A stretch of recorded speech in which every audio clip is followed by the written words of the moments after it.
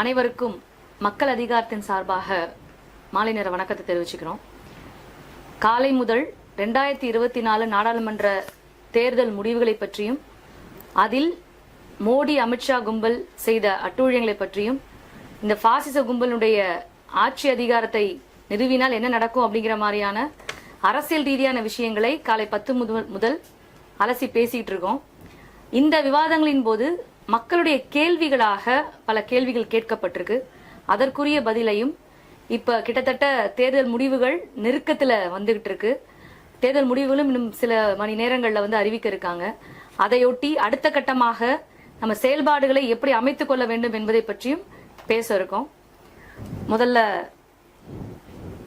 ஒருவேளை மீண்டும் இப்ப ஆட்சி வந்தால் என்னென்ன நடக்கும் அப்படிங்கிற மாதிரி ஒரு தொடர் கேட்டிருக்காங்க, ஒரு நேயர் கேட்டிருக்காங்க.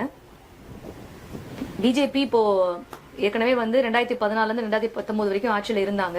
இப்போ 3வது முறையாக ஆட்சி அமைப்பதற்கான வாய்ப்புகள் அதிகபட்சம் இருப்பதா தெரியுது. இப்போ இந்தியா கூட்டணியும் பெரும்பான்மை வரும் பொழுது வேற கட்சிகள்கிட்ட குதிரை பேரம் நடப்பதாகவும் இப்போ பேச்சுக்கள் அடிப்படுது.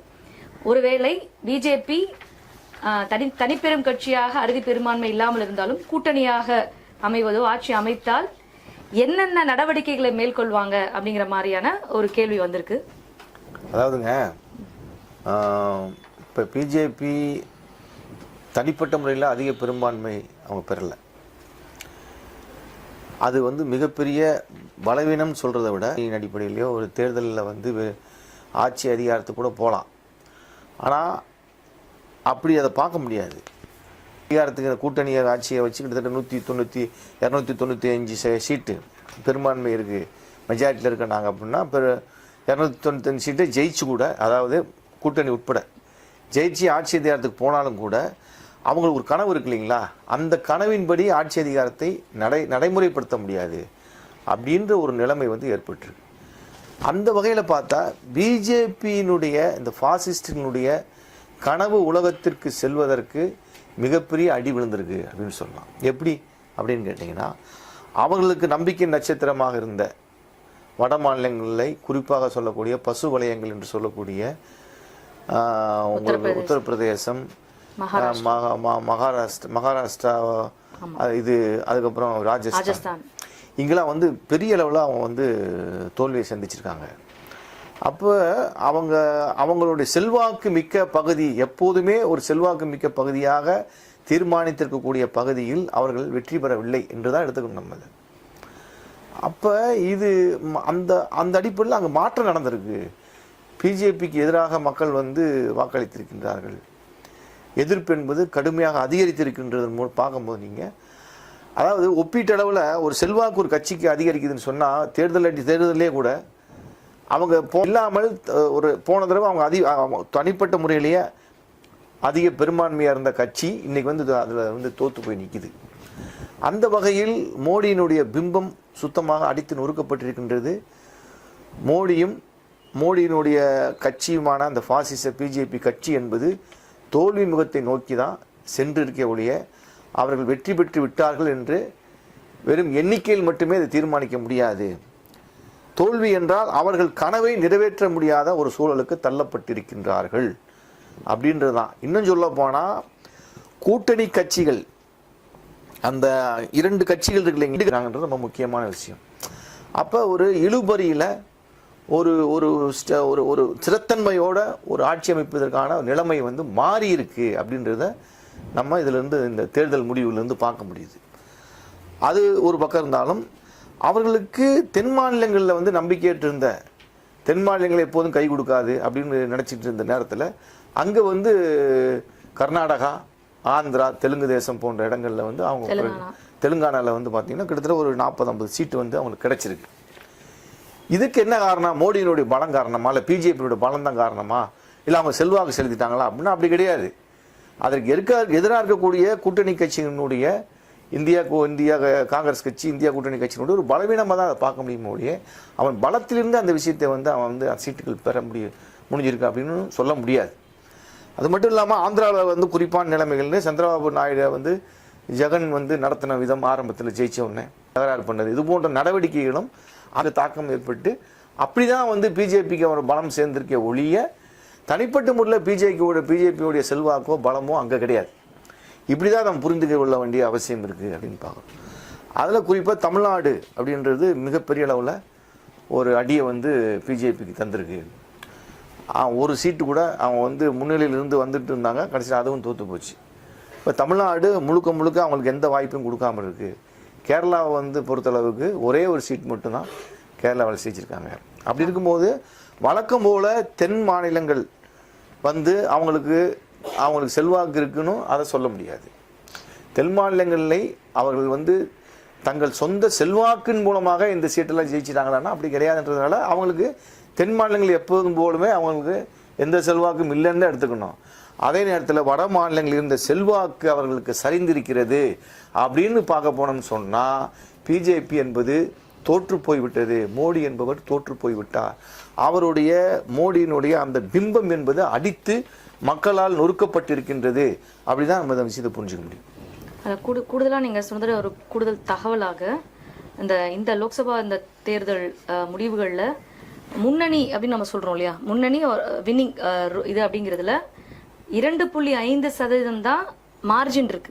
அதாவது பிஜேபிக்கும் காங்கிரஸ் கூட்டணிக்குமான அந்த ஓட்டு வித்தியாசம் என்பது 2.5% தான் 64. இப்படி வந்து க்ளோஸா போறாங்க அப்படின்ற மாதிரி இருக்கு. இப்போ இந்த கேட்டதுல பாத்தீங்கன்னா ஆட்சி அமைத்தால் என்ன நடக்கும் அப்படிங்கிற மாதிரி கேட்டிருக்காங்க. இப்போ ஆட்சி அமைத்தால் அவர்களுடைய செயல்பாடுகள் எப்படி இருக்கும் அப்படிங்கிறதுல ஆமாம், இது என்னென்ன விளைவுகளை ஏற்படுத்தும் நீங்கள் கணிச்சம் சொன்னால், பொதுவாக ஒரு இனிமேல் இப்போ ஆர்எஸ்எஸ் தான் அதனுடைய சித்தாந்த ரீதியான கட்சின்னு நம்ம பார்க்குறோம் இல்லைங்களா, அமைப்புன்னு நம்ம பார்க்குறோம். கண்டிப்பாக ஆர்எஸ்எஸ் வந்து இது ஏற்றுக்கிறோமா இந்த தேர்தல் முடிவுனா? கண்டிப்பாக ஏற்றுக்கொள்ளாது. இந்த பிஜேபியை பொறுத்த வரைக்கும் இப்போதைக்கு பிஜேபியை பொறுத்தவரை தனிப்பெரும்பான்மை கிடையாது. கிட்டத்தட்ட ஒரு 30 தொகுதிகளுக்கு மேலே அவர்கள் தனிப்பெரும்பான்மை இல்லாத சூழல் இருக்கிறாங்க. அவர்கள் என்ன செய்ய வாய்ப்பு இருக்குது அப்படின்னு பார்த்தோம்னா வந்து இப்போது வரைக்கும் 291 294 அந்த ரவுண்டுக்கு மேலே வெளியே போகலை. ஒரு குறிப்பிட்ட கடத்துக்குள்ளேயே அவங்க இருக்கிறாங்க. அப்படின்னும் போது இப்போ ஏற்கனவே அவர்களுடைய கூட்டணியில் இருக்கக்கூடிய நிதிஷ்குமார் ஆகட்டும், அதற்கு பிறகு சந்திரபாபு நாயுடு, இந்த 2 பேர் மட்டுமே ஏறத்தாழ வந்து 35 40 தொகுதிகள் வரைக்கும் அவர்களுடைய கட்டுப்பாட்டில் இருக்குது. அவர்கள் யாரை கை காட்டுகிறார்களோ அவர்கள் பிரதமராக வருவதற்கான வாய்ப்புகள் எல்லாமே இருக்குது. அப்படின்னும் போது அவர்கள் தான் இப்போ முக்கியமான கீ பர்சனாக எல்லாராலையும் பேசப்படுகிறார்கள். உண்மையை சொல்லப்போனால் மோடி வீழ்த்தப்பட்டு விட்டார், தோற்று போய்விட்டார். பிஜேபி தோற்று விட்டது என்பதுதான் உண்மை. இப்போ யாரை வைத்து இவர்கள் வந்து தங்களுடைய வாகனத்தை ஓட்டி கொண்டிருக்கிறாங்கன்னு பார்த்தோம்னா, இப்போதைக்கு இந்த நிதிஷ்குமாரும் இந்த சவுத்தில் தென்பகுதியில் தெற்கில் பார்த்தோம் அப்படின்னா இந்த சந்திரபாபு நாயுடு தான் இருக்கிறாங்க.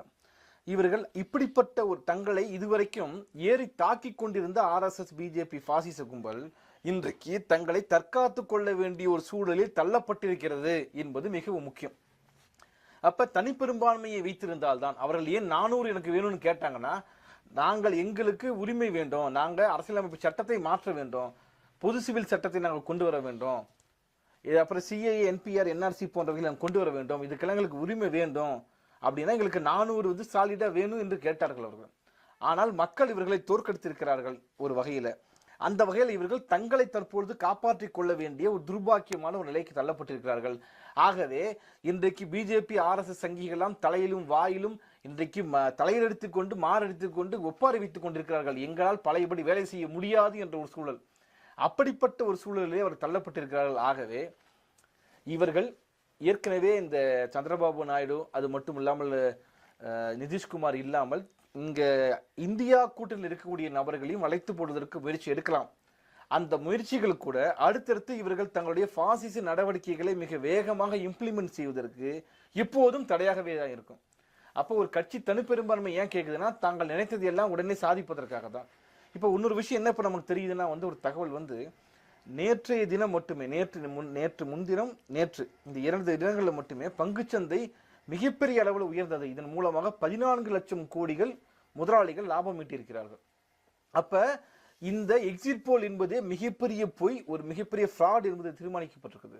இன்றைக்கு 294 என்பதை அவர்கள் வந்து ஏமாற்றியும் அவர்கள் வந்து சொல்லப்போல ஒரு மேட்ச் ஃபிக்சிங் செய்து தான் இது வந்திருக்கிறாங்க. இல்லை, ஏன்னா இந்த தேர்தலும் வந்திருக்க முடியாது. ஏன்னா அதிகார பலமும் பண பலமும் இதற்கு முக்கியமான காரணம். இன்னொரு புறத்தை பத்தி நீங்க விளக்க போறீங்க, இந்தியா கூட்டணியோட செயல்பாடுகளை பத்தி பிறகு நீங்க விளக்க போறீங்க.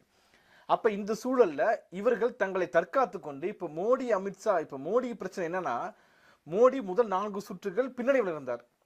இவர் தன்னை காப்பாற்றிக் கொள்ள வேண்டிய சூழலுக்கு வந்திருக்கிறார். இப்ப அடுத்ததாக என்ன ஆகும்னா, ஆர்எஸ்எஸ்க்கும் பிஜேபிக்கும் இருக்கக்கூடிய முரண்பாடுகள் வெளியே வரும். அடுத்ததாக நிதிஷ்குமார் ஏற்கனவே சொல்லிட்டார், நாங்க வந்து பொது சிவில் சட்டம் ஏத்துக்க முடியாதுன்னு சொல்லிட்டார். இப்ப பீகார்ல நிதிஷ்குமாருக்கு அதிகமாக ஓட்டு விழுந்ததுக்கான முக்கியமான காரணம் என்னன்னு பார்த்தோம்னா, நீங்க வந்து அவர் வந்து முஸ்லீம்களுக்கு கூட அதிகம் ஓட்டு போட்டிருக்கிறாங்க நிதிஷ்குமாருக்கு. அப்ப நீங்க யார் ஆட்சிக்கு வந்தாலும் சரி, நான் இங்க அனுமதிக்க மாட்டேன் என்று வெளிப்படையாக அவர் பேசுகிறார். அப்ப சந்திரபாபு நாயுடும் அதை அனுமதிக்க போவது கிடையாது, பொது சிவில் சட்டத்தை அவர்களும் அனுமதிக்க போவது கிடையாது. அப்ப அவர்களுடைய வேகத்துக்கு மிகப்பெரிய ஒரு தடையாக இருக்கும்.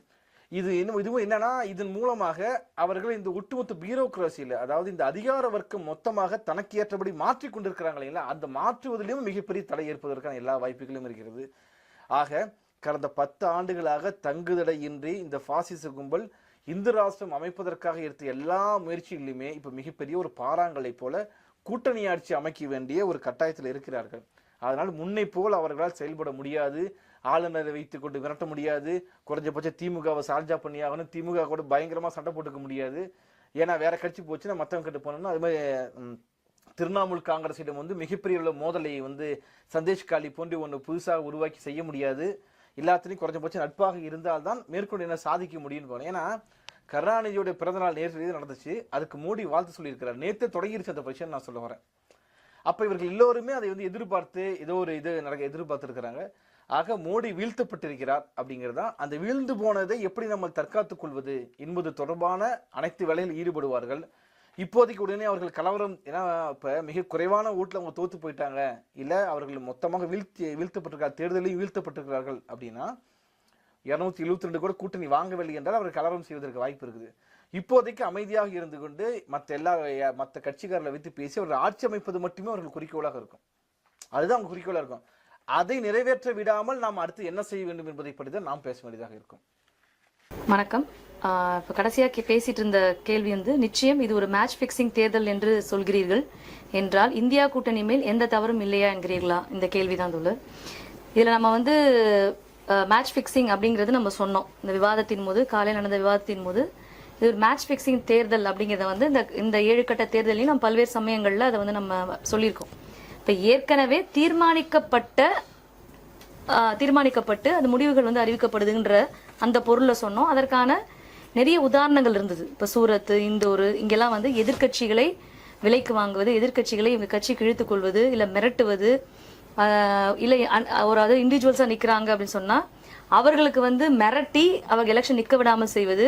குறிப்பாக வந்து அதான் அமித்ஷா என்ன இடத்துல இல்லைங்களா, குஜராத்தில் காந்தி நகரில், அதே மாதிரி மோடி நின்ன இடத்துலையும் பார்த்தீங்கன்னா இவங்க தான் ஜெயிப்பாங்க ஆக்சுவலாக.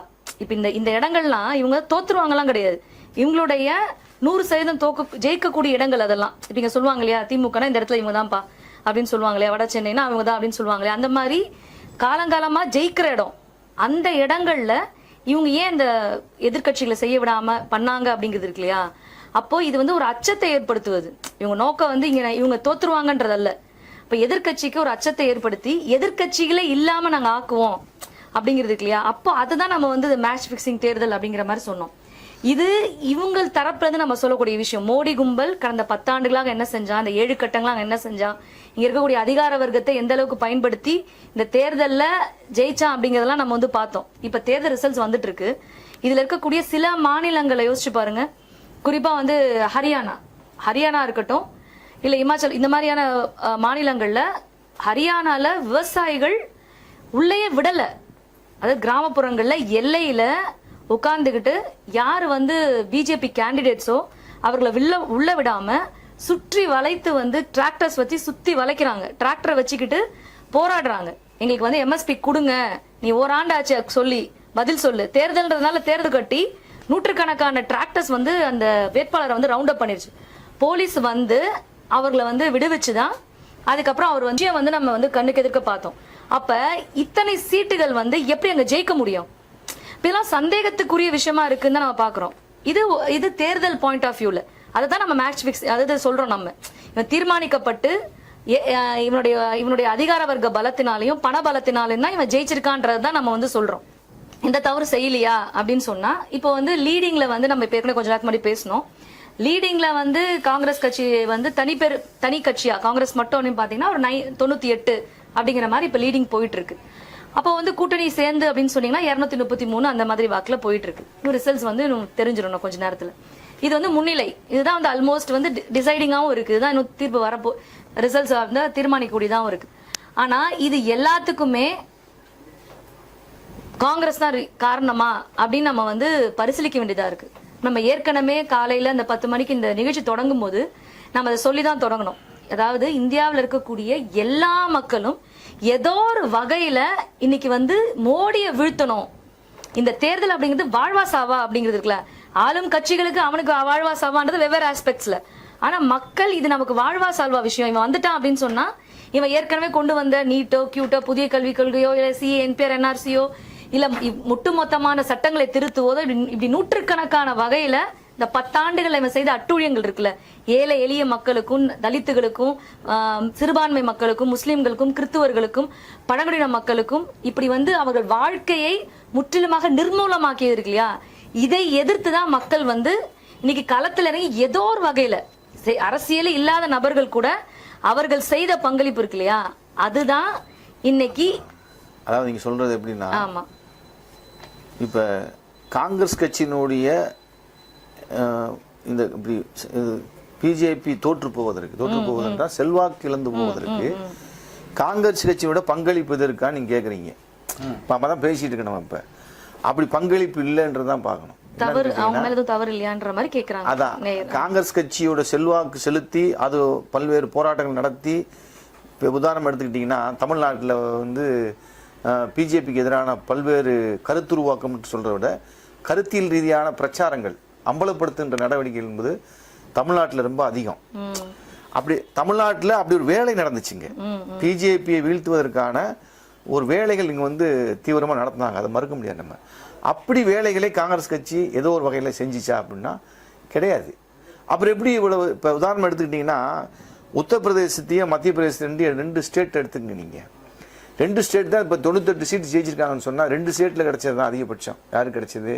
காங்கிரஸ் கிடைச்சது. அதனால் காங்கிரஸோட உழைப்பால் கிடைச்சதா, காங்கிரஸோட செல்வாக்கால் கிடைச்சதானா? அப்படி கிடையாது. மோடியின் மீது இந்த பாசிஸ்டுகள் மீது இந்த அதிருப்தியின் விளைவாக காங்கிரஸ் கிடைச்சது. அது தனிப்பட்ட முறையில் அது வந்து போராடி அந்த வெற்றியை வந்து தனக்கானதை ஆக்கியிருக்கானா? அப்படி கிடையாது.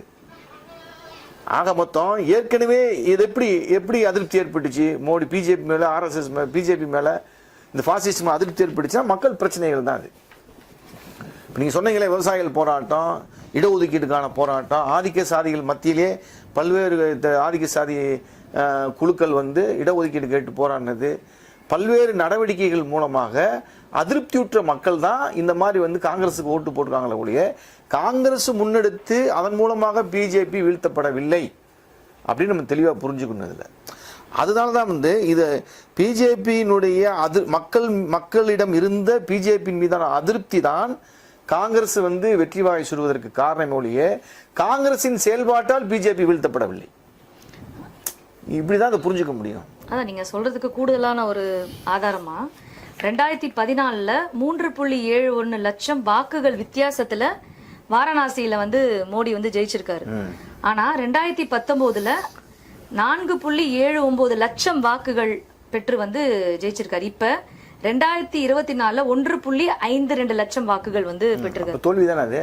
அப்ப இது வரைக்கும் மக்களவையில வந்து இவ்வளவு குறைவான வாக்குகள் வித்தியாசத்துல வெற்றி பெற்றது வந்து மோடி கிடையாது இந்த 3 தேர்தல்கள், நாடாளுமன்ற தேர்தல்ல. அப்ப நீங்க வாரணாசியில இந்தியா கூட்டணியுடைய இது எப்படி நம்ம சொல்ல முடியும்? இப்ப இவர்கள் மீதான இந்த வெறுப்பு அப்படிங்கிறது தான் வந்து அங்க கல்டிவேட் ஆயிருக்கு அப்படின்றத சொல்றீங்க தோழர். அடுத்த கேள்விக்கு போகலாம். இந்த கிரெடிட் வந்து காங்கிரஸ் கட்சிக்கு கிடையாது. கூடுதலா நீங்க சொல்ற மாதிரி ஜனநாயக சக்திகள் எவ்வளவு பேர் வந்து நேரடியா வந்து இப்போ 7 கர்நாடகா போன்ற கர்நாடகா எல்லாம் பாத்தீங்கன்னா அவங்க வந்து நேரடியா வீடு வீடா போய் வந்து பிரச்சாரங்களை காங்கிரஸ்க்கு ஆதரவாக, அவர்கள் யாரும் காங்கிரஸ் கிடையாது, எல்லாருமே வந்து எம்எல் குழுக்கள், என்ஜிஓஸ், இந்த மாதிரியான பல்வேறு தனிநபர்கள், பிரகாஷ் ராஜ், இவங்க எல்லாம் வந்து பாத்தீங்கன்னா யாருமே வந்து காங்கிரஸ் கிடையாது. அவங்க காங்கிரஸ் மீது விமர்சனங்கள் இருக்கு அவங்களுக்கு. இப்போ நீங்கள் தேர்தலுக்கு முன்னால் கைது நடவடிக்கை போனாங்க, அது கூட பார்த்தீங்கன்னா காங்கிரஸ் கட்சியிலிருந்து யாரையுமே கைது பண்ண மாதிரி தெரியல உங்களுக்கு. ஆம் ஆத்மியினுடைய தலைவரை கைது பண்ணுறான், இவரை வந்து ஹேமந்த் சோரனை கைது பண்ணுறான், இவங்கள தான் கைது பண்ணுறான் ஒழிய அவன் காங்கிரஸை பார்த்து பயப்படவே இல்லை எப்பவுமே.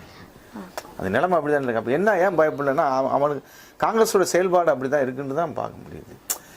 அதனால் வந்து இது வந்து கிரெடிட் வந்து அப்படி போக முடியாது. இது மக்களுக்கு தான் முழுக்க முழுக்க இந்த தோல்விக்கு காரணம் மக்கள் தான்.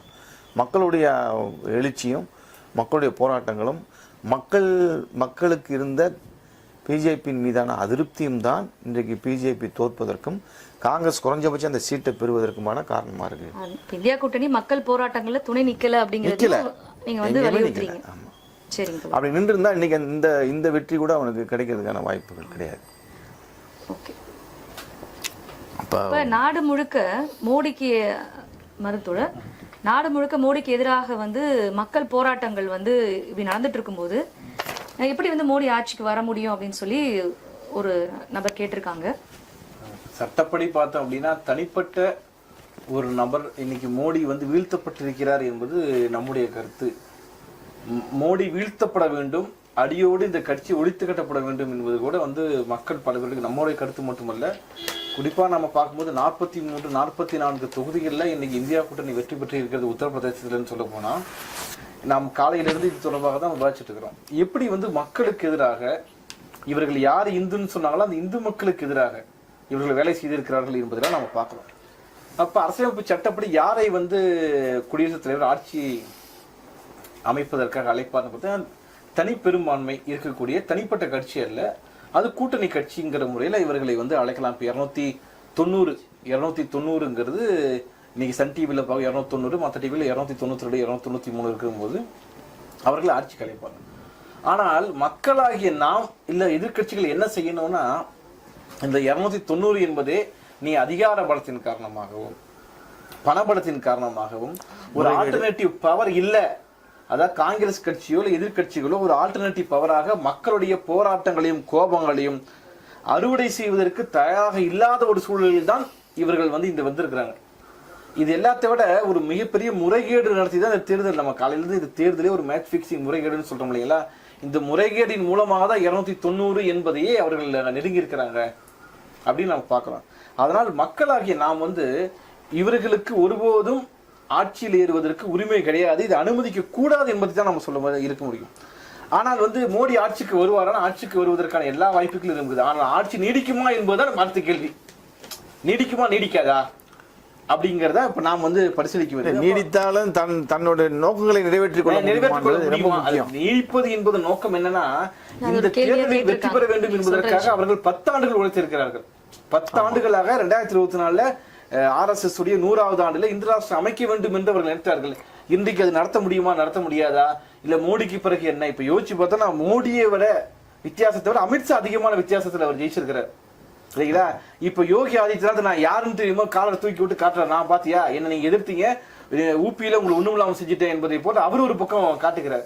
அப்போ மோடிக்கு கட்சிக்குள்ளரையும் RSSலையும் ஏன் இந்திய நாட்டு மக்கள் எல்லோரிடமும் மோடிக்கு எதிர்ப்பான ஒரு அலை வீசி கொண்டிருக்கும் பொழுது மோடி ஆட்சியிலே அமரலாம். முன்பை போல அவர் வந்து ரொம்ப ஃப்ரீயா இருந்துகிட்டு தியானம் போறது வர்றதுங்கெல்லாம் செஞ்சுட்டு இருக்க முடியாது. உட்காருகின்ற அந்த இருக்கை என்பது ஒரு முள் இருக்கையாகத்தான் இருக்கும்.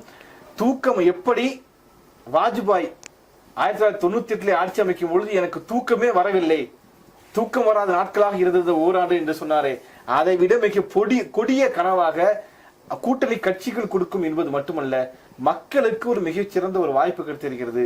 மோடியை தூங்க விடாமல் அந்த கட்சி, அதாவது இவர்களை ஆட்சி அமைக்க நாம் அனுமதிக்க கூடாது, ஆட்சியில ஏறினாலும் இவர்கள் ஒரு பாசிச கட்சி அப்படிங்கிற முறையில் இதற்கு எதிரான போராட்டங்களை நாம் மீண்டும் கட்டியமைக்க வேண்டும் என்பதுதான் நாம் வந்து உருவாக்க வேண்டும். நன்றி தோழர். இப்ப அடுத்ததா ஒரு கேள்வி, பாஜக வந்து வெற்றி பெற்றால் எதிர்கட்சிகள் மக்கள் போராட்டங்களை கட்டியமைப்பார்களா? ஏன்னா இப்ப அறுதி பெரும்பான்மையாக அந்த கூட்டணின்றது முன்னணியில் இருக்கிறதுனால இப்படி ஒரு கேள்வி கேட்டிருக்காங்க வாசகர்கள், நம்ம புரிஞ்சுக்க வேண்டியதா இருக்கு. சப்போஸ் இவங்க ஆட்சி அமைச்சிட்டாங்க அப்படின்னு சொன்னா எதிர்கட்சிகள், குறிப்பா இந்தியா கூட்டணியில் இருக்கக்கூடிய கட்சிகள் எப்படி வந்து மக்கள் போராட்டங்களை கட்டியமைப்பார்களா அப்படின்னு சொல்லி ஒருத்தர் கேள்வி கேட்டிருக்காங்க. நீங்க சொல்றீங்களா கூட? அதாவது கேள்வி சரியான கேள்வி. மக்கள் போராட்டங்களை கட்டியமைப்பது அப்படின்றத விட மக்கள் போராடிட்டு தான் இருக்காங்க. மக்கள் எல்லா பிரச்சனைகளுக்காக போராடிட்டு இருக்காங்க. மக்கள் போராடாத நாட்களே கிடையாது.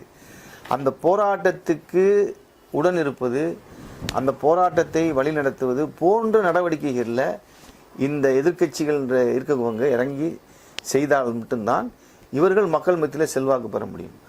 அப்போ வெறுமனே மக்கள் போராட்டங்கள்ன்றது எதுக்கு நடக்குதுன்னு கேட்டிங்கன்னா, அவங்களோட கோரிக்கைக்காக தான் நடக்குது.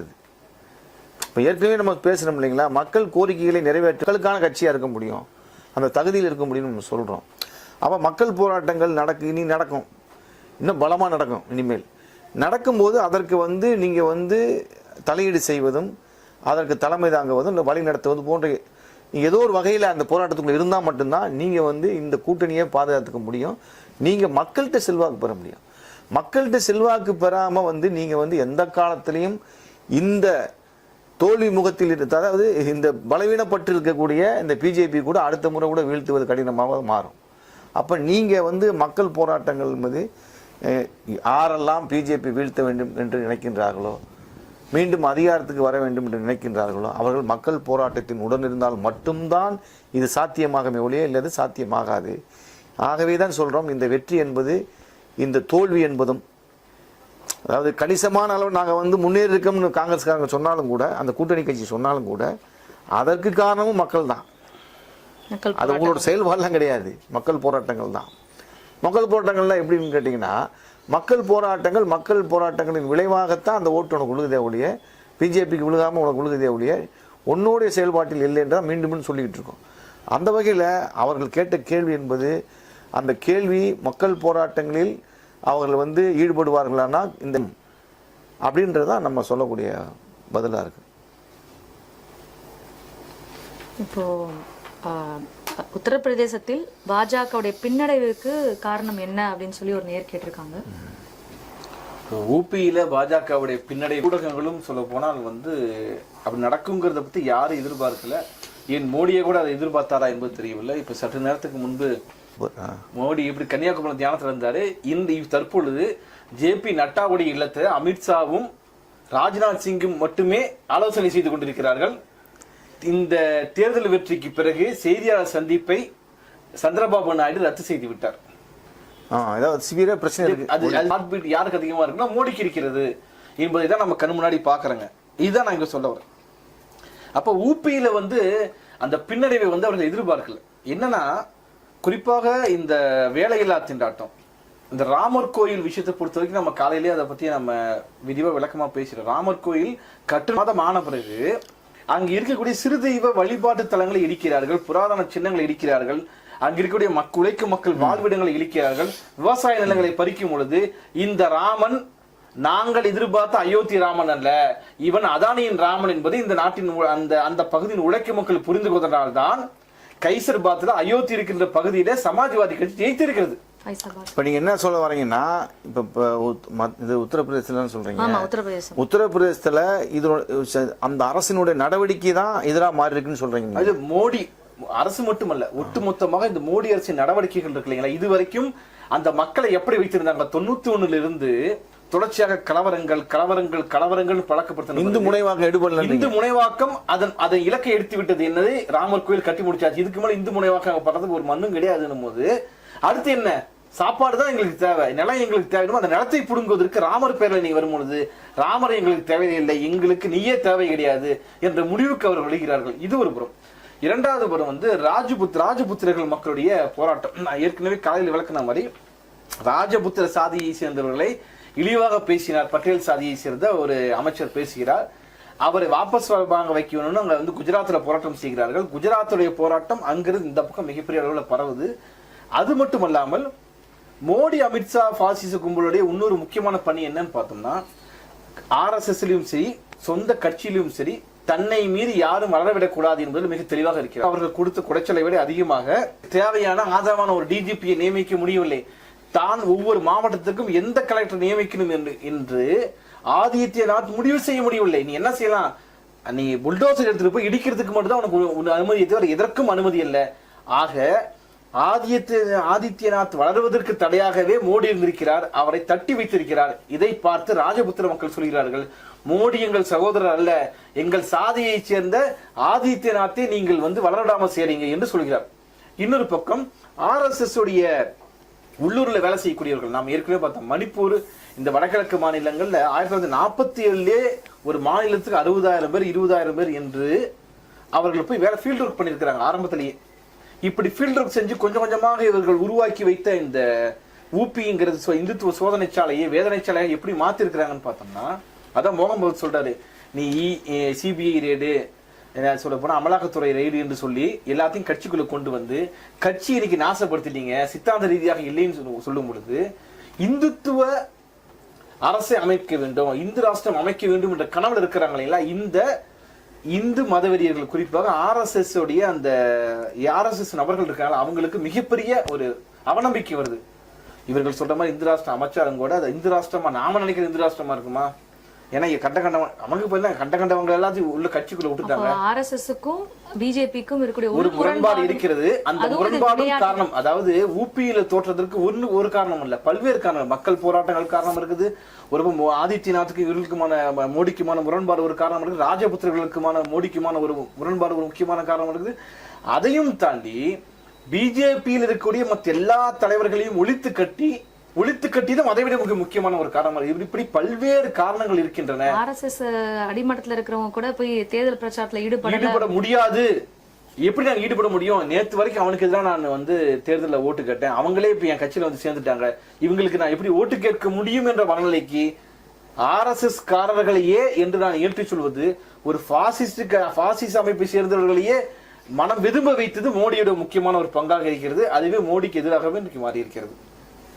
சரிங்க, நன்றி. அடுத்ததா ஒரு கேள்வி கேட்கப்பட்டிருக்கு.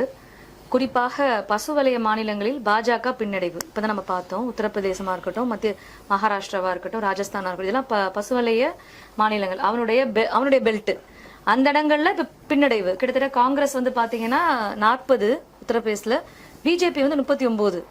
இது யாருமே எக்ஸ்பெக்ட் பண்ணாது. குறையும் அப்படிங்கிறதுலாம் எக்ஸிட் போல்ஸ்ன்னு சொன்னாங்க. ஏற்கனவே இந்த 7 கட்ட தேர்தலில் டிஸ்கஷன்ஸ்லயும் எல்லாரும் சொன்னாங்க, பழைய அந்த எண்ணிக்கையை அவங்க வாங்க முடியாதுன்றதெல்லாம் சொன்னாங்க. ஆனா எவ்வளவு எண்ணிக்கை குறையும் அப்படிங்கறது சொல்லல. ஒரு 10 குறையும் 15 குறையும்.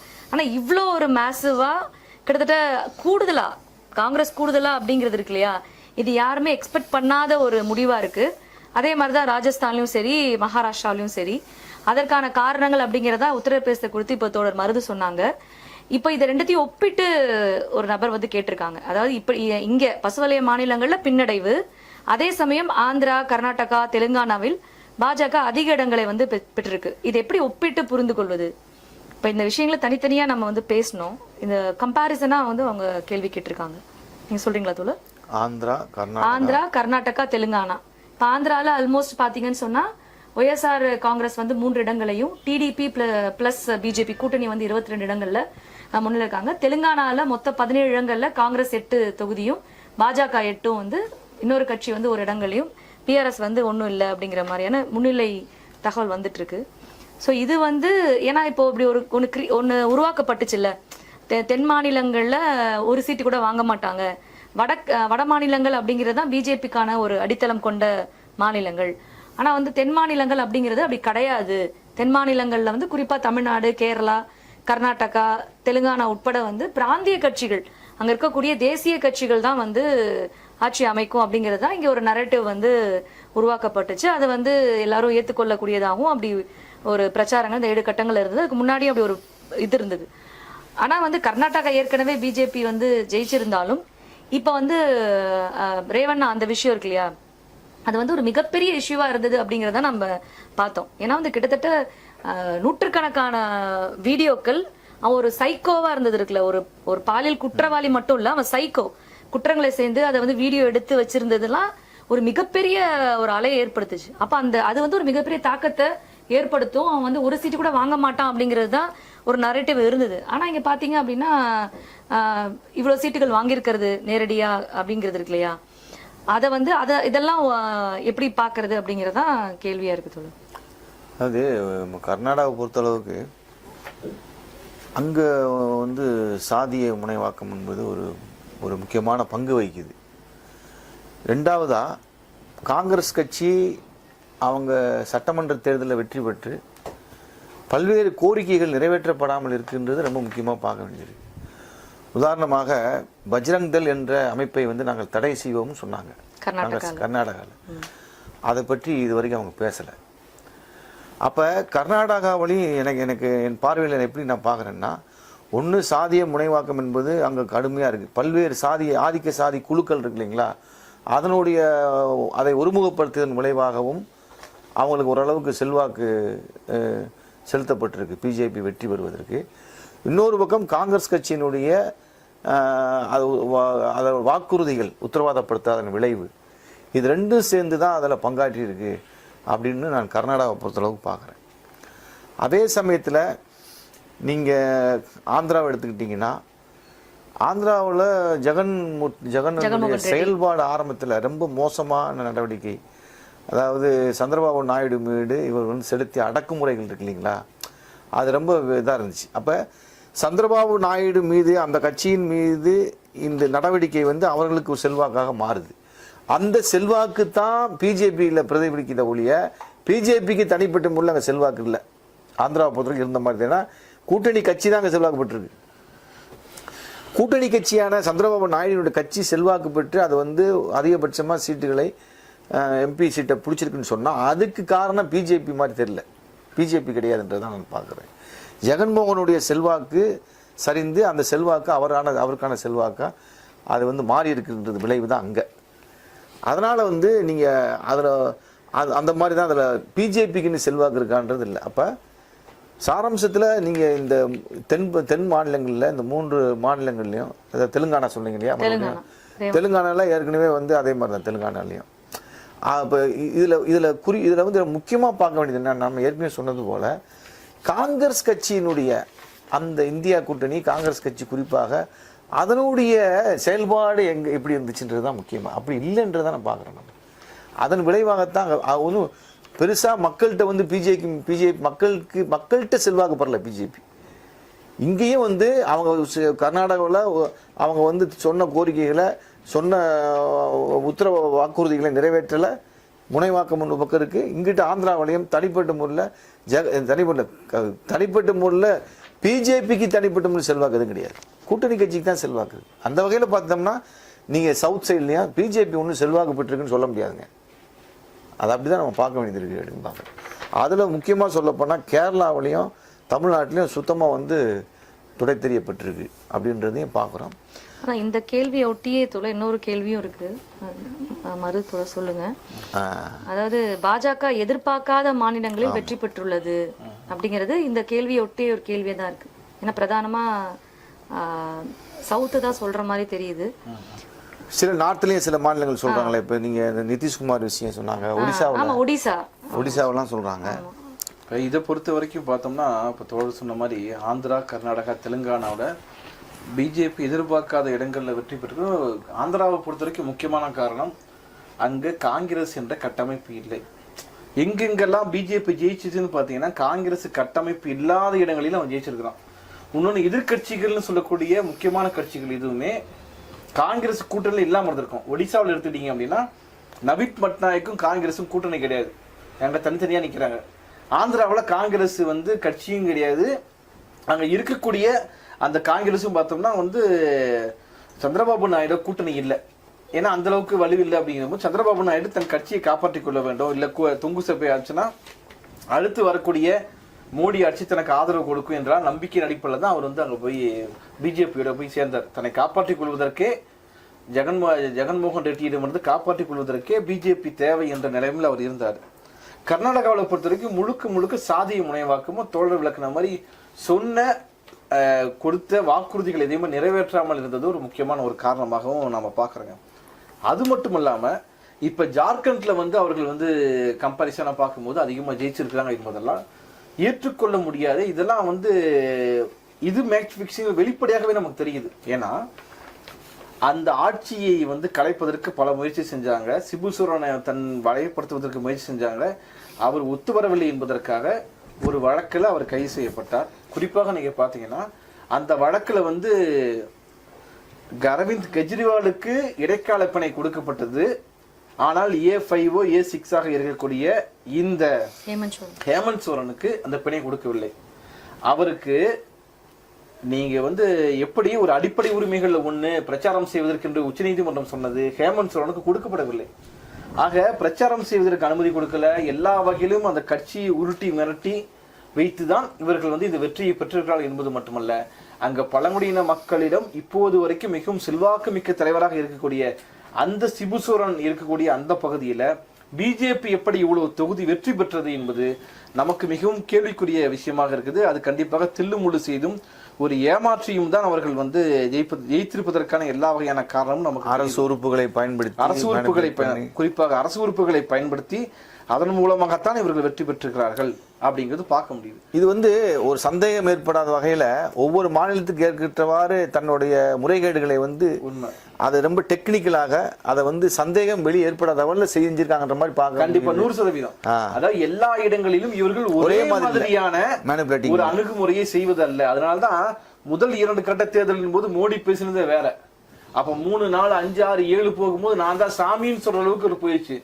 அப்ப அந்த அளவுக்கு இவர்கள் தங்களுடைய வந்து ஒவ்வொரு இடத்துக்கும் ஏத்த மாதிரி பேசுறாங்க. ராஜஸ்தான்ல ஓட்டு வாங்கணும்னு யோசிச்சு பாருங்க. ராஜஸ்தான்ல வந்து இஸ்லாமிய மக்கள் மத்தியில உங்கள் ஓட்டுகள்லாம் அவங்க எடுத்து இஸ்லாமிய மக்கள் வந்து பிரிச்சுட்டு போயிடுவாங்க, உங்க சொத்துக்கு பிரிங்க இஸ்லாமிய மக்கள் கொடுத்துருவாங்க என்றெல்லாம் பேசியும் கூட அவரோட வந்து அவருடைய எந்த ஒரு கொள்கையும் வேகாமல் போய்விட்டது அப்படிங்கிறதெல்லாம் நம்ம பார்க்கிறோம். குறிப்பாக பீகார்ல வெற்றி பெற்றுவதற்கான காரணம்னா தனிப்பட்ட முறையில நிதிஷ்குமாருக்கு ஒரு செல்வாக்கு இருக்குது. அதனால நிதிஷ்குமார் வந்து ஒரு 2 மாசம் இங்க இருப்பார், 2 மாசம் அங்க இருந்தாலும் அவர் கட்சியும் பெரிய லெவலில் உடைபடாம இருக்கிறதுன்னு நம்ம பாக்குறோம். ஆனா நிதிஷ்குமார் எவ்வளவு நாளைக்கு இங்க இருப்பாரு அப்படிங்கிறது அது வேற விஷயம். நிதிஷ்குமாரை பொறுத்த வரைக்கும் எப்பவுமே என்னன்னா அவர் கூட்டணியில் இருக்கும் போது என்ன அறிவிச்சிட்டாரு அவரு, நான் இந்த பீகார்ல பொது சிவில் சட்டம் அமல்படுத்தப்பட மாட்டாதுன்னு பக்கத்துல மோடி வச்சுட்டு அவர் பேசிட்டு இருக்காரு. பல்டிகுமார். ஆமா, அதனால வந்து அவர் தன் ஆட்சியை காப்பாற்றிக் கொள்வதற்கு எதையுமே செய்ய துணியக்கூடிய ஒரு நபராகத்தான் நாம் இருக்கிறாருன்னு பாக்குறோம். அந்த வகையில காங்கிரஸ் அதாவது இந்த எதிர்பார்க்காத பகுதியில் வெற்றி பெற்றதுக்கு ஒரே காரணம் காங்கிரஸோடைய தோல்வி மனப்பான்மையும் காங்கிரஸோட அமைப்பு இல்லாத பலமும் காங்கிரஸோட கூட்டணி அமைப்பதில் அவர்கள் மேற்கொண்டு குறிப்பாக திரிணாமுல் காங்கிரஸ் மேற்கொண்ட விஷயம் என்னன்னா, திரிணாமுல் காங்கிரஸ் இன்றைக்கு கிட்டத்தட்ட ஒரு 40 தொகுதி வரைக்கும் வெற்றி பெற்றிருக்கிறாங்க. அங்க 39 தொகுதியில் வெற்றி பெற்றிருக்கிறாங்க. ஆனால் மம்தா பானர்ஜி முதல்ல காங்கிரஸ் கூப்பிட்டு பேச்சுவார்த்தைக்கு அழைக்கிறாரு. பேச்சுவார்த்தைக்கு வரலாமா வேணாமா 20 நாள் யோசிச்சு கொண்டிருக்கிறாரு. 1 மாசம் யோசிக்கிறாங்க. அப்ப நீ தேவையில்லை, நானே தனிப்பட்டவங்களை சந்திக்கிறேன்னு அவங்க போயிருக்கிறாங்க. அப்படி அவங்க இருந்திருந்தா இன்னும் 4 தொகுதி கூட காங்கிரஸுக்கு அதிகமாக வந்திருக்க வாய்ப்பு இருக்குன்னு நான் சொல்ல வரேன்.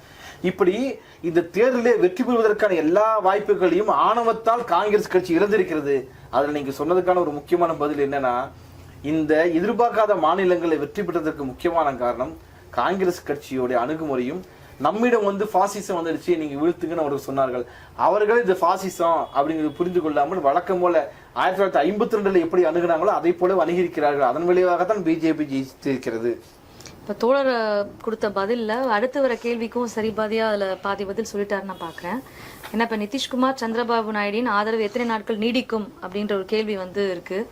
அதுல நிதிஷ்குமாருக்கான பதில் வந்து தோழர் சொல்லிட்டாரு அப்படின்ற மாதிரிதான் இருக்கு. இப்போ சந்திரபாபு நாயுடு நிதிஷ்குமார் ரெண்டுமே வந்து ஒரே விஷயத்துல வந்து அணுகிறது அப்படின்ற மாதிரி இருக்குமா, இல்ல இதுல ஏதாவது வித்தியாசங்கள் இருந்தா அதை கூடுதலா சொல்லுங்க. நிதிஷ்குமாரும் சந்திரபாபு நாயுடு ஆதரவு எத்தனை நாட்கள் முன்னாடியே சொன்ன மாதிரிங்க 2 பேருமே மனநிலைங்கிறது என்னன்னா, அவர்கள் தங்கள் மாநிலத்தில் தாங்கள் முதல்வராக இருக்க வேண்டும் என்பதுதான் அவர்களுக்கு பிரைமரி. அதற்கு அவர்கள் எங்க போக சொன்னாலும் போவாங்க. பிஜேபி கிட்ட போவாங்க, இங்க போக சொன்னா போவாங்க. அதற்கு ஆபத்து வரக்கூடாது என்பது அவர்களுக்கு முக்கியம். நான் அதான் சொல்ல வரேன். இப்ப தலைப்புச் செய்திகள் கடந்த காலங்கள்ல சொல்றீங்க. ஆமாமா, அதாவது இப்ப தலைப்புச் செய்தியில முக்கியமான விஷயம் என்னன்னு பார்த்தோம்னா, சந்திரபாபு நாயுடு ஏன் வெற்றி பெற்ற பிறகு பத்திரிகையாளர் சந்திப்பு ரத்து செய்யறாரு அப்படிங்கிறது மிக முக்கியமான ஒரு இது. நான் பாக்க எங்க போய் சேர போறோம் கேட்கிற கேள்விக்கு பதில் சொல்லணுமே. ஏன்னா இப்ப சிம்பிள் தனி பெரும்பான்மையாக டிடிபி கட்சி அங்க இருக்குது. பவன் கல்யாணம் தேவை கிடையாது, பிஜேபியும் தேவையில்லை என்ற சூழலுக்கு அவர் வந்துட்டாங்க. அப்ப தனிப்பட்ட முறையில உன்னை வச்சுதான் என்ன செய்ய முடியும்? ஏன்னா இப்ப வந்து தனிப்பெரும்பான்மை கிடையாதுன்னு ஆயிடுச்சு. இதை கொண்டு போய் நீங்க எப்படியும் 4 அமைச்சர் 2 அமைச்சர் கொடுப்பீங்களா? அந்த அமைச்சர் காங்கிரஸ் இருந்தா கூட வாங்கிட்டு போயிடலாமா? இன்று மனநிலைக்கு அவங்க வராங்க. இதேதான் அதாவது நிதிஷ்குமார் பயந்ததும் என்னன்னா, நாம் ஒருவேளை வந்து இங்க ஆட்சி இந்த சூழல் மாறுச்சு, நம்ம காங்கிரஸ் கூட்டணிக்குள்ள போனோம்னா எப்படி வந்து திரிணாமுல் காங்கிரஸ் அங்க மேற்கு வங்கத்துல வந்து ஒடுக்குறாங்களோ அது நம்மளை ஒடுக்கிடுவாங்களா பயத்துல தான் அவர் ஓடுறாரு இல்லையா? அவர் ஏன் போனார் என்பதற்கான அவருக்கு மட்டும் தான் தெரியும், பதில் வேற யாருக்குமே தெரியாது. அப்ப இந்த சூழல் இவர்கள் எல்லாருமே யோசிப்பார்கள். அதனால ஆதரவு கொடுத்து ஆட்சி அமைத்தாலும் கூட நான் முன்னாடி சொன்ன மாதிரி எத்தனை நாட்களுக்கு எத்தனை நிமிடங்களுக்கு இவர்கள் நீடிப்பார்கள் என்பது நம்ம கேள்விக்குறி. அதாவது இது பெரிய மாட்டு வண்டி மாதிரிங்க. கட்சி வந்து இன்னைக்கு வந்து பெரிய வண்டி நிக்குது, ஆனா அச்சாணி இல்லாம வண்டி ஓடுமான்ற மாதிரி கேள்வி ஆகி போச்சு. இப்போ கூட்டணி கட்சியா இருக்கிற 2 கட்சியும் அச்சாணி மாதிரி எங்களுக்கு அச்சாணியை புடிங்கிட்டான்னு வச்சுங்க, இந்த வண்டி கூட வண்டி சாஞ்சிடும். அப்படி நிலைமை இப்படிதான் நம்ம பார்க்க வேண்டியது இருக்கு. அதனால இவன் வந்து பிஜேபி வந்து அதனால பிஜேபி வந்து முக்காடை போட்டு அழுதுட்டு இருக்கான ஒழிய அவனுக்கு வந்து அந்த முந்தை மாதிரி அப்போ ஒரு நிலையற்ற தன்மையை நோக்கி தான் இன்னைக்கு பிஜேபி அரசாங்கம்ன்றது ஆட்சி அமைச்சாலும் சொல்லி போகும்ன்றது தான்.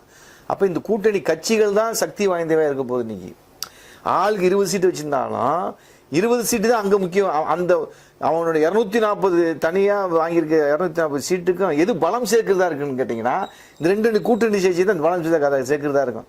இந்த 2 கூட்டணி கட்சி போயிடுச்சுன்னு சொன்னால் அது பலம் இல்லாமல் போயிடும். அப்ப அப்படி ஒரு சூழல் வந்து ஏற்பட்டிருக்கு அப்படின்ற நாட்கள் நீடிக்கும்னு சொல்றப்ப அது வந்து சொல்ல முடியாது. அது என்ன பேரம் அவங்களுக்குள்ள இருக்கக்கூடிய ஒப்பந்தங்கள் இருக்குல்ல, யாராருக்கு என்னென்ன தேவைப்படுதுன்னு இருக்குல்ல, இந்த ஆட்சி அதிகாரத்தை பங்கு போட்டுக்கிறக்கூடிய பேரங்கள் இருக்குல்ல, பேச்சுவார்த்தை இருக்குல்ல, அதுதான் முடிவு பண்ணாது. 2வது வந்து நடைமுறையில போகும்போது கூட அவனோட கொள்கையில் ஏற்படக்கூடிய பிரச்சனைகள் இருக்குல்ல, வந்து பேரம் அளவுக்கு எவால்வ் ஆகுதுன்னு தெரியாது நம்மளுக்கு.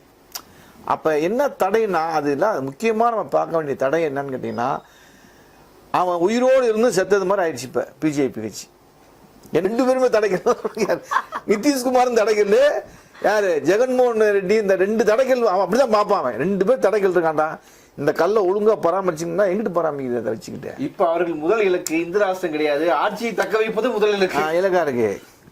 அப்ப இன்னொரு பக்கம் இன்னொரு முக்கியமான விஷயம் பார்க்கணுங்க, மக்கள் செல்வாக்கு இழந்திருக்கின்றார்கள் ரொம்ப முக்கியம்.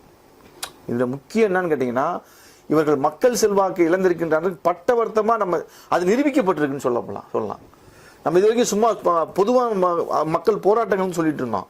இப்போ ஓட்டு எண்ணிக்கை சரிவிலிருந்து பார்த்தீங்கன்னு சொன்னாலே மக்கள் செல்வாக்கு இவ்வளோ மேனிபுலேட் பண்ணி கூட அவனால் வந்து செல்வாக்கு பெறன்ற போது மக்கள் செல்வாக்கு இழந்திருக்கான்ல அவன். கண்டிப்பா அதுதான் ரொம்ப ரொம்ப முக்கியமாக பார்க்க வேண்டிய விஷயம். அப்போ வந்து நீங்க எல்லா பக்கமும் இன்னைக்கு முட்டுக்கட்டை இருக்கு. இந்த முட்டுக்கட்டையை ஒரு முட்டுக்கட்டையை விளக்குறீங்கன்னு ஒரு முட்டுக்கட்டை நிற்கும். அப்போ ஒரு நாள் முன்னேறி போக முடியாது. என்ன முன்னேறி போக முடியாது?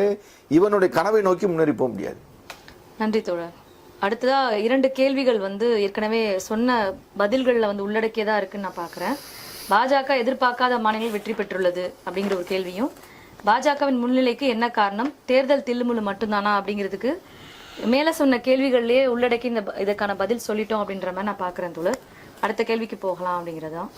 வடகிழக்கு மாநிலங்களில் பாஜகவிற்கு எதிரான போராட்டம் அதிகமாக இருந்தது, ஆனால் அதையும் மீறி பிஜேபி வெற்றி பெற்றுள்ளது, என்ன காரணம் அப்படிங்கிறத வந்து ஒரு தோழர் கேட்டிருக்காங்க, சொல்றீங்களா? வடகிழக்கு மாநிலங்களை பொறுத்த வரைக்கும் மணிப்பூர்ல இன்றைக்கு பார்த்தோம் அப்படின்னா வந்து காங்கிரஸ் கட்சி தாங்க பெரும்பான்மையாக பிஜேபி வெற்றி பெறல. வடகிழக்கு மாநிலங்கள்ல சிக்கிம், அதாவது குறிப்பாக அந்த 7 சகோதரிகள்னு சொல்றாங்க, திரிபுரா வடகிழக்கு மாநிலம், 7 சிஸ்டர்ஸ்னு சொல்லுவாங்க. அதை ஒன்றை ஒன்று சார்ந்திருப்பார். இவர்கள் எல்லாமே வந்து அந்த இனக்குழுவை சேர்ந்தவர்களாக இருப்பார்கள் அதிகமாக. இப்போ திரிபுராவில் காங்கிரஸ் கட்சி இல்லைங்க, சிபிஎம் கட்சிக்கான ஒரு பேஸும் அவங்க இல்லாமல் போயிடுச்சு. அதன் காரணமாக அவர் திரிபுராவில் வெற்றி பெற்றிருக்கலாம். இப்போ எங்கே எல்லாம் இந்த கட்டமைப்பு இருக்கிறதோ, அதாவது ஒரு கட்சி கட்டமைப்புங்கிறது நமக்கு ரொம்ப முக்கியங்க. என்னன்னா தங்களுடைய கருத்துக்களை கொண்டு செல்வதற்கான ஒரு வாகனம் என்பது கட்சி கட்டமைப்பு தான். மக்களுக்கு மிகப்பெரிய ஒரு கோபம் இருந்ததாலும் கூட அதை ஒரு கட்சிக்கு அறுவடை செய்வது என்பது அது ஒரு கட்சியுடைய ஒரு தலையாய பணி. அந்த கட்சியோட கட்டமைப்பு எங்கே இருக்கிறதோ அங்கேதான் வந்து அவர்களால் சாதிக்க முடியும் என்பதை நம்ம பார்க்குறோம். குறிப்பாக உத்தரப்பிரதேசத்துல சமாஜ்வாதி கட்சிக்கு ஒரு கட்டமைப்பு இருப்பதன் காரணமாகத்தான் அந்த எதிர் போராட்டங்களின் அறுவடையை அவர்களால் வந்து அறுவடை செய்து கொள்ள முடிந்திருக்கிறது. மிக முக்கியமான ஒன்று. தமிழ்நாட்டில் கூட எடுத்துக்கிட்டோம்னா தொடர் விளக்குன மாதிரி பிஜேபியுடைய கருத்துருவாக்கத்துக்கு எதிரான ஒரு பிரச்சாரத்தை திமுகவாகட்டும், அது இல்லாமல் பல்வேறு அமைப்புகள் நீங்க எடுத்துக்கிட்டீங்கன்னா வந்து கோவையில நூற்றுக்கணக்கான அமைப்புகள் தன்னார்வலாக இறங்கி ஒவ்வொரு பகுதியை தாங்களே தெரிவு செய்து அண்ணாமலையை வீழ்த்த வேண்டும், பிஜேபி வீழ்த்த வேண்டும் என்று கங்கணம் கட்டிக்கொண்டு வேலை செய்தார்கள். இப்படி செய்வதற்கு ஒரு அமைப்பு தேவை, ஒரு அமைப்பு இல்லாத இடங்களில், குறிப்பாக இந்த வடகிழக்கு மாநிலங்கள்ல இல்லாத இடங்களில் அவர்கள் வெற்றி பெற்றார்கள். அஸ்ஸாம் உட்பட. அஸ்ஸாம்ல பார்த்தோம்னா காங்கிரஸுக்கான எந்த ஒரு மதிப்புமே செல்வாக்குமே இல்லாத ஒரு பகுதியாக இருக்குது. அமைப்பு ரீதியாக எந்த செல்வாக்கும் இல்லை. அங்க எப்படி அவர்கள் ஆட்சியை பிடித்தார்கள் என்பது உலகத்துக்கே தெரிஞ்ச விஷயம். ஏற்கனவே இப்படி ஆட்சியை பிடித்தாலும் இப்ப எப்படி ஆட்சியை பிடிச்சாங்க அப்படின்னு தெரிஞ்ச விஷயம். ஆக இவர்கள் அங்கேயும் நான் சொல்ல போனா என்ன சொல்லணும்னா மணிப்பூர் கதை தான். இப்போதைக்கு வடகிழக்கு மாநிலங்களில் அவர்கள் வெற்றி பெற்றது போல நமக்கு தெரியும். ஆனால் விரைவிலேயே அங்கேயும் அவர்கள் தங்களுடைய மதிப்பை இழப்பார்கள், அவர்கள் தங்கள் செல்வாக்கு இழப்பார்கள். அந்த மக்களால் ஓடி ஓடி விரட்டி அடிக்கப்படுவார்கள். எப்படி 15 ஆண்டுகள் கழித்து மீண்டும் அங்கே இருக்கக்கூடிய மணிப்பூரில் இருக்கக்கூடிய குக்கி இன மக்கள் எங்களுக்கு தனி மாநிலம் வேணும், தனிநாடு வேண்டும் என்று பேச தொடங்கிவிட்டார்கள் அல்லவா, அந்த கோரிக்கை அந்த மக்கள் மீண்டும் வைப்பார்கள் என்பது மட்டும் திண்ணம். நன்றி தோழர்.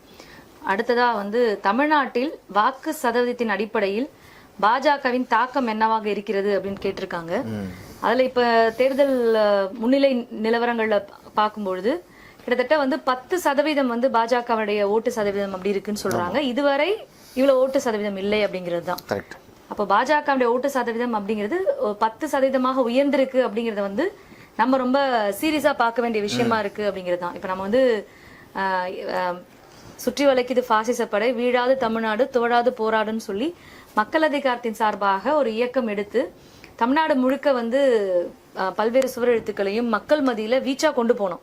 நம்ம கார்பரேட்டுக்கு எதிராகவும் காவிக்கு எதிராகவும் தமிழ்நாட்டினுடைய மரபை நம்ம தூக்கி பிடிக்க வேண்டிய அவசியம் இருக்கு அப்படிங்கிற அடிப்படையில நம்ம அமைப்பின் சாராகவும் பல்வேறு போராட்டங்களை கட்டி அமைச்சோம். இப்ப தோழர் சொன்னது போல தமிழ்நாடு முழுக்க பல்வேறு ஜனநாயக சக்திகள் பல்வேறு போராட்டங்களை தொடர்ச்சியா தமிழ்நாடு என்பது இந்த பாசிசத்துக்கு எதிரான, குறிப்பா பார்ப்பனிய சித்தாந்தத்துக்கு எதிராகவும் கார்பரேட் கும்பலுக்கு எதிராகவும் பல்வேறு போராட்டங்களை கட்டி அமைக்கும் பொழுது இவ்வளவு சதவீதம் உயர்ந்திருக்கு அப்படிங்கறத சீரியஸா நம்ம பார்க்க வேண்டிய அவசியம் இருக்கு. அதற்கு அவன் குறிப்பா நமக்கு ஏற்கனவே அது தெரியும். கடந்த 10 ஆண்டுகள்ல அதிமுக ஆட்சியின் போது, எடப்பாடி ஆட்சியின் போது பல்வேறு வகையில RSS ஊடுருவலை பல்வேறு மட்டத்துல இங்க அதிகாரிகள் மட்டத்துல ஊடுருவனாங்க அப்படிங்கறத நம்ம கண்கூடா இன்னைக்கு வரைக்கும் பார்த்துட்டு இருக்கோம். அதுல பாத்தீங்கன்னா ஒரு சிபிஐ சிபிஎம் இவங்கெல்லாம் இணைந்து ஒரு போராட்டம் நடத்துறாங்க கோவையில. அதுல காந்தியை கொன்றது கோட்சே அப்படின்னு அவங்க முழக்கம் போட்டிருக்காங்க. அங்க இருக்கக்கூடிய போலீஸ் அதிகாரி காந்தியை கொன்றது கோட்சேன்னு சொல்லக்கூடாது, அந்த பேனரை நீங்க எடுங்க அப்படின்னு சொன்னதையும் நாம இந்த 10 ஆண்டுகள பல அடக்குமுறைகளை சந்திச்சிருக்கோம். வெளியே வச்ச மோடிக்கு எதிரான பேனர் வெளியே வச்சா எல்லா அரங்க கூட்டங்களையும் அந்த பேனர் கிழிங்கன்னு சொல்லி அதை கிழிச்சதையும் அதுல கோடு போட்டதையும் சுவரெழுத்துக்களை எழுதினவங்களை அடிச்சதையும் கோவை இப்ப அந்த தேர்தலை கூட பார்த்தோம். அப்போ இதை ஒரு விஷயத்துல பல அணுகுமுறை இருக்குல்ல, வெற்றி என்பது இருக்கு. அதே நேரத்துல தமிழிசை சவுந்தரராஜன் சொன்னாங்க இல்லையா, நாங்க இது வெற்றிகரமான தோல்வி அப்படிங்கன்னா அவங்க எப்படி இதை பாக்குறாங்க. பிஜேபி தமிழ்நாட்டில் தான் ஜெயிக்க முடியாது அப்படிங்கறது அவங்களுக்கு திண்ணம். ஆனால் அவர்கள் ஓட்டுல இன்க்ரீஸ் ஆகுது இல்லையா, சதவீதத்துல 2-3ன்னா அது வெற்றி அப்படின்னு சொல்லி அந்த அம்மா அந்த தமிழிசை சவுந்தரராஜன் அவங்க ஒரு எக்ஸ்பிளனேஷன் கொடுத்தாங்க. அப்ப அது அப்படி பார்க்கும் பொழுது அவர்களுடைய கண்ணோட்டத்தில் பார்க்கும்போது தான் ஜெயிக்காத மாநிலத்தில் ஓட்டு சதவீதத்தை உயர்த்துவது என்பது அவர்களுக்கான வெற்றியாக அவர்கள் பாக்குறாங்கன்றத பல்வேறு தேர்தல் முடிவுகள்ல, அவங்க சட்டமன்ற தேர்தல் முடிவுகள்லயும் கூட அவங்க சொல்றதை நம்ம பாக்குறோம். அப்ப இதை நம்ம உண்மையாவே கணிசமா பார்க்கணும் அப்படின்ற மாதிரி, அதாவது ஒரு சீரியஸா பார்க்கணுன்ற மாதிரி தான் நான் உணர்றேன். ஏன் அப்படின்னா தமிழ்நாட்டுல ஆளுநர் ரவியை ஓட ஓட விரட்டணும் அப்படிங்கறத நம்ம போராட்டங்களை கட்டி அமைக்கிறோம். ஒரு ஆட்சி, மாநிலத்தில் ஒரு ஆட்சி இருந்தாலும் ஒரு பேரலா ஒரு ஆட்சியை கட்டி அமைக்க கூடியது இருக்கு. அப்ப இது ஒரு குறைந்த அளவில்னா கூட, ஒப்பீட்டு அளவுல குறைந்த அளவில்னா கூட அது ஒரு முக்கியத்துவம் வாய்ந்து இதையும் முறியடிக்க வேண்டிய ஒரு தேவை இங்க இருக்கக்கூடிய ஜனநாயக சக்திகள் நமக்கு அது ஒரு தேவை இருக்குன்றத உணர்ந்து செயல்பட வேண்டியது இருக்கு. அதுல கோவை இவர்கள் பல ஆண்டுகளாக இங்க வேலை செய்யக்கூடிய பகுதியாகவும் இதெல்லாம் நமக்கு இருக்கு. இப்ப அதற்கு ஒரு சாதிய மத அடிப்படையை இவங்க உருவாக்குறாங்க. நம்ம தலித் இஷ்யூ எதற்காக நம்ம கொண்டு வந்த வெளியீட்டுல கூட அதை நம்ம குறிப்பிட்டு சொல்லியிருக்கோம். குறிப்பாக தமிழ்நாட்டில் இருக்கக்கூடிய தென் மாவட்டங்கள்ல இருக்கக்கூடிய ஆதிக்க சாதி சங்கங்கள்ல ஊடுருவி எப்படி வந்து இவங்க வேலை செய்யறாங்க, வெறும் கான்கிரீட்டா வேலை செய்யறாங்க. அப்ப இங்க நடக்கக்கூடிய சாதிய படுகொலைகளுக்கு இவருடைய ஊடுருவல் வந்து காரணம் அப்படிங்கறதெல்லாம் நம்ம அம்பலப்படுத்தி எழுதியிருந்தோம்.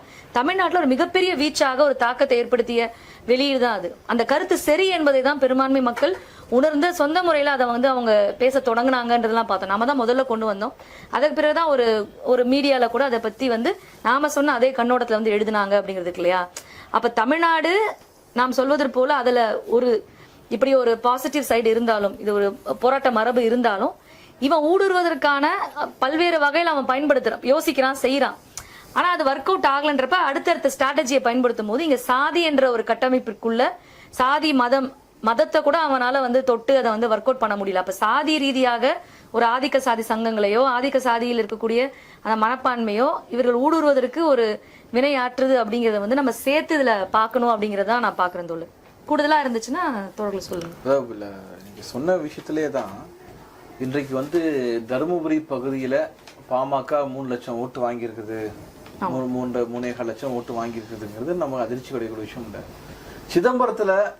சிதம்பரம் இது போன்ற பகுதிகளில் வன்னியர்கள் பெரும்பாக வாழக்கூடிய பகுதி, குறிப்பாக பாட்டாளி மக்கள் கட்சியோட ஆதரவு இருக்கக்கூடிய பகுதிகளில் இவர்கள் அதிகமான ஓட்டு வாங்கி இருக்கிறார்கள்னா சரி, பாட்டாளி மக்கள் கட்சியோட ஓட்டு விடுதல் கூட நம்ம நியாயப்படுத்திக் கொள்ளலாம்.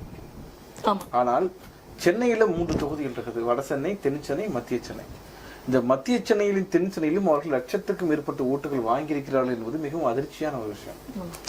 இதை பார்க்கும்போது இன்னைக்கு பிஜேபி RSSம் தன் கட்டமைப்பை எந்த அளவுக்கு வந்து அவர்கள் வளர்த்திருக்கிறார்கள் அப்படிங்கிறத நம்ம பார்க்கணுங்க. வந்து நெல்லையில பல இடங்களில் விழுங்கி இருக்கிறார்கள் என்பது தங்கள் கட்சிகளுக்கு மதிப்பு இல்லை, பாமக யாருக்கு மதிப்பு இல்லை. ஆனா 2வது இடத்துல வந்திருக்கிறாங்க மத்திய சென்னையில. இப்படி வந்து இந்த தாமரை சின்னத்தை பல இடங்களிலும் பரவ செய்வதன் மூலமாக மோடி ஒரு பாசிஸ்ட் இல்லை என்பது போல லட்சம் பேர் ஓட்டு போட்டிருக்கிறாங்க. இதுதான் மிக ஆபத்துன்னு நான் சொல்ல வரேன். மோடி பாசிஸ்ட் கிடையாது என்பதை போல என்ற ஒரு கருத்தை உருவாக்குவது, எல்லா கட்சியை போல பிஜேபியும் ஒரு கட்சி கிடையாதுன்னு கருத்து பிரச்சாரம் நாம் செய்து கொண்டிருக்கிறோம். இல்லை, அவர் சாதாரண ஒரு கட்சியை போல ஒரு நபர் தான் என்ற ஒரு கருத்தை இவர்கள் உருவாக்கி வைத்திருக்கிறார்கள். இது மிகவும் ஆபத்து. இதைதான் நம்ம சொல்றோம். இவர்களை இந்த கட்சியை ஆமா, இதுதான் நம்ம என்ன சொல்றோம், இந்த கட்சியை தடை செய்ய வேண்டும் நம்ம சொல்வதற்கான நோக்கம் அது ஜனநாயக ஒரு கட்சியெல்லாம் கிடையாது. அப்ப இவர்கள் இப்போதும் எந்த நேரத்திலும் கலவரம் செய்து தயாராக இருப்பார்கள் அப்படிங்கிறதா. இதுக்கிடையில நான் ஒரே ஒரு தகவலை யோசிக்கும் போது, இந்த நேரத்துல மோடி தியானம் பண்றாரு, RN ரவி என்ன பண்ணிட்டு இருப்பாரு அப்படிங்கிறது நமக்கு மிகப்பெரிய கேள்வியா இருக்கு. அவர் இங்க இருக்காரா பீகாருக்கு தப்பிச்சு போலான்னு யோசிச்சுட்டு இருக்கிறாரா அப்படின்னு நமக்கு தெரியல. இப்ப நீங்க இந்த கூடுதலா நான் கொஞ்சம் சொல்றேன். வரலாற்று ரீதியாக நீங்கள் பார்த்தீங்கன்னா வட மாநிலங்களில் செல்வாக்கு செலுத்துகிற அளவுக்கு ஆரம்ப காலத்துலேருந்து தென் மாநிலங்களில் பொதுவாக அவன் செல்வாக்கு செலுத்த முடியல. இப்போ நீங்கள் நீதி கட்சி காலத்துலேருந்து எடுத்துக்கிட்டிங்கன்னா கூட காங்கிரஸ் கட்சி, நீதி கட்சி, அதுக்கப்புறம் திராவிட அண்ணாதுரை, பெரியார், அண்ணாதுரை, திராவிட கட்சிகள் தான் வந்து இங்கே செல்வாக்கு செலுத்தியிருக்காங்க. இயல்பாகவே நாம் தமிழ்நாட்டை பொறுத்தளவுக்கு தமிழ் மொழியோ தமிழ் மக்களோ நேரடியாக வந்து பார்ப்பன பாசிசத்துக்கு எதிரான மக்கள் தான், எதிரான பண்பாடு கொண்டவர்கள் தான் இயல்பிலேயே. ஆனால் அது இன்னைக்கு நீடிக்குதா அப்படின்னா நீடிக்கலைங்க. அது வந்து அதனுடைய தன்மை வந்து குறைஞ்சிருக்குன்னு தான் சொல்ல முடியும். எப்படி இந்த வாய்ப்பு இப்போ RSS வந்து ஊடுருவி வேலை செய்வது என்பது தமிழ்நாட்டில் ரொம்ப காலமாக நடக்குது. அது எனக்கு விவரம் தெரிஞ்ச காலத்துலேருந்து நான் கேள்விப்பட்டிருக்கேன் அதை. ஆனால் அது வந்து எப்படி இருக்கும்னா அங்கொன்றும் இங்கொன்றுமாக அது இருக்கும். ரொம்ப ரொம்ப ரேராக இருக்கும். ரொம்ப அது செல்வாக்கு செலுத்துகிற சக்தியாக இருக்காது. ஆனால் அங்கே எங்கே மாற்றம் ஏற்படுது, நீ சொல்கிறீங்க இல்லையா, இவ்வளோ செல்வாக்கு செலுத்தி இவ்வளோ ஓட்டு வாங்கியிருக்க பல இடங்களில் 2வது இடத்துல வந்திருக்கான் தமிழ்நாட்டில். லட்சத்துக்கு மேல ஓட்டு வாங்கியிருக்கான். அதெல்லாம் வந்து பெருமையாக பேசிட்டான், 40 தொகுதி தோத்துட்டான்னு பெருமையாக பேசிட்டான்னு கூட அவன் வந்து நீங்கள் உள்ளே போய் இந்த நிலைமையை நீங்கள் பரிசீலிச்சிங்கன்னு சொன்னால் அவங்க கேள்வி ஏற்றுக்காங்க இல்லையா, எப்படி இவ்வளோ ஓட்டு வாங்க முடிச்சுன்றது மிகப்பெரிய ஆபத்தான விஷயம். அதுக்கு என்ன காரணம் நான் சொல்கிறேன். கடந்த 10 ஆண்டுகள் அதிகாரம் இருந்துச்சு இல்லைங்களா அவனுக்கு.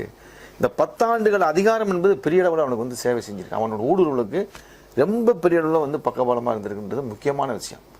நீங்கள் பிஜேபி ஏதாவது எடப்பாடி ஆட்சி காலத்தில் ஜெயலலிதா இருக்கும்போது ரொம்ப மறைவாக தான் இருந்துச்சு, வெளிப்படையாக வேலை செய்ய முடியல.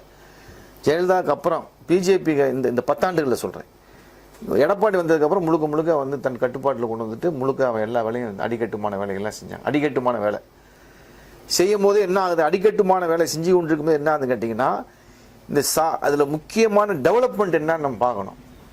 இப்போ ஒவ்வொரு பெல்ட் 1 இயர் பெல்ட் இருக்குது. இப்போ திருமாவளவன் தோழர்கிட்ட ஒரு தடவை பேசிகிட்டு இருக்கும்போது என்ன சொன்னார்னு கேட்டிங்கன்னா, 1 இயர் பெல்ட்டுக்குள்ள எப்படி ஆர்எஸ்எஸ் ஊடுருவுது அப்படின்னு சொன்னா 1 இயர் பெல்ட் என்பதே ஒரு சாதி பெல்ட்டா இருக்கு. அங்க வந்து ஒரு ராமதாஸ் செல்வாக்கு செலுத்துவது எந்த அடிப்படையில் செல்வாக்கு செலுத்துறாரு? இனம் என்ற அடிப்படையில் செல்வாக்கு செலுத்தல. அவர் சாதிய செல்வாக்கு தான் வளர்த்து வச்சிருக்காரு. எதிர்நிலையில வந்து தாழ்த்தப்பட்ட மக்கள் நிறுத்துறாரு அவர். இது போன்ற செல்வாக்கு செலுத்தக்கூடிய இடங்கள் எல்லாமே முழுக்க முழுக்க பிஜேபிக்கு ஆர்எஸ்எஸ்க்கு அறுவடை செய்யக்கூடிய இடமா மாறி போகுது உங்களுக்கு. அப்ப நீ வந்து சாதியை சொல்லி கொடுத்து அவனை சாதி வரி நான் மாத்துறேன்னா யார்கிட்ட அவன் போவான்? பிஜேபி தான் போவான்னு திருமாவளவன் சொல்றாரு. அது சரியான விஷயம் கூடாது. ஏன்னா ராமதாஸே வந்து ஒரு தடவை சொன்னதா சொல்றாங்க, கட்சியை அபகரிச்சிருவாங்க பிஜேபினா அதற்கான ஒரு ஏதுவான கட்சியை தான் பாமக இருக்கு. ஏதுவா நீ வளர்த்து வச்சிருக்க, அதை வந்து அப்படியே டேக்கிள் பண்ணிக்கிறான் அவன். இப்ப நீங்க சொல்றீங்க இப்ப ராமதாஸ் கட்சி இப்ப ஆசிங்கன்னா இது இந்த வடபகுதியில் இருக்கக்கூடிய பெல்ட் எல்லாம் இப்படி போகுது.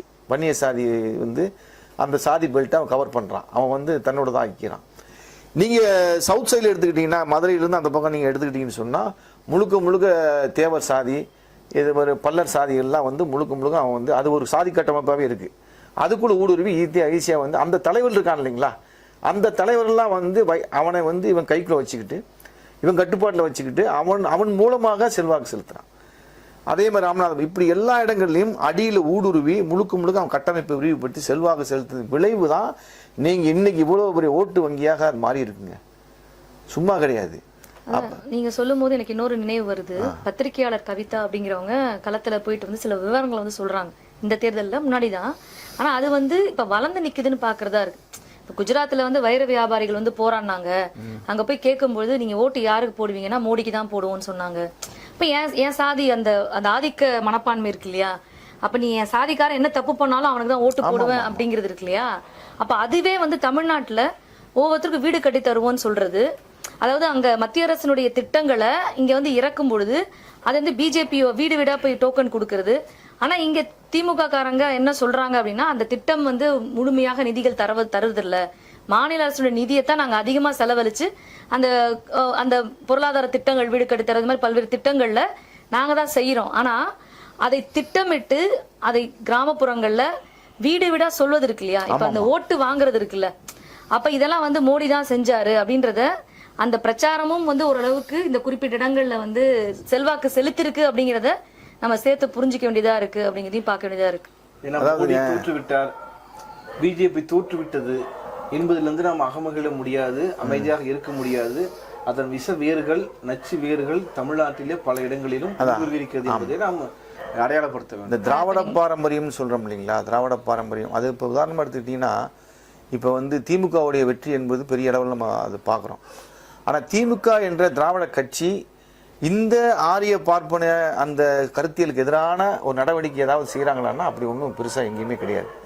இப்போ நீங்கள் எடுத்துக்கிட்டிங்கன்னா இப்போ இந்த ஒரு சில இப்போ ஊடுருவல் இருக்கு இல்லைங்களா, ஊடுருவலை பற்றி நம்ம கொஞ்சம் விரிவாக பேசினா நல்லா இருக்குன்னு நினைக்கிறேன். நீங்கள் இப்போ ஒரு மருது சொன்ன மாதிரி வெறுமனே சாதிய முனைவாக்கத்தை பயன்படுத்தி கொள்வது அப்படின்றத தாண்டி அவனுக்கு சில பொருளாதார சலுகைகளையும் சட்டத்தை பயன்படுத்தி இங்கே இருக்க சலுகைகளை இந்த திட்டங்களை பயன்படுத்தி செஞ்சு கொடுக்குறான்.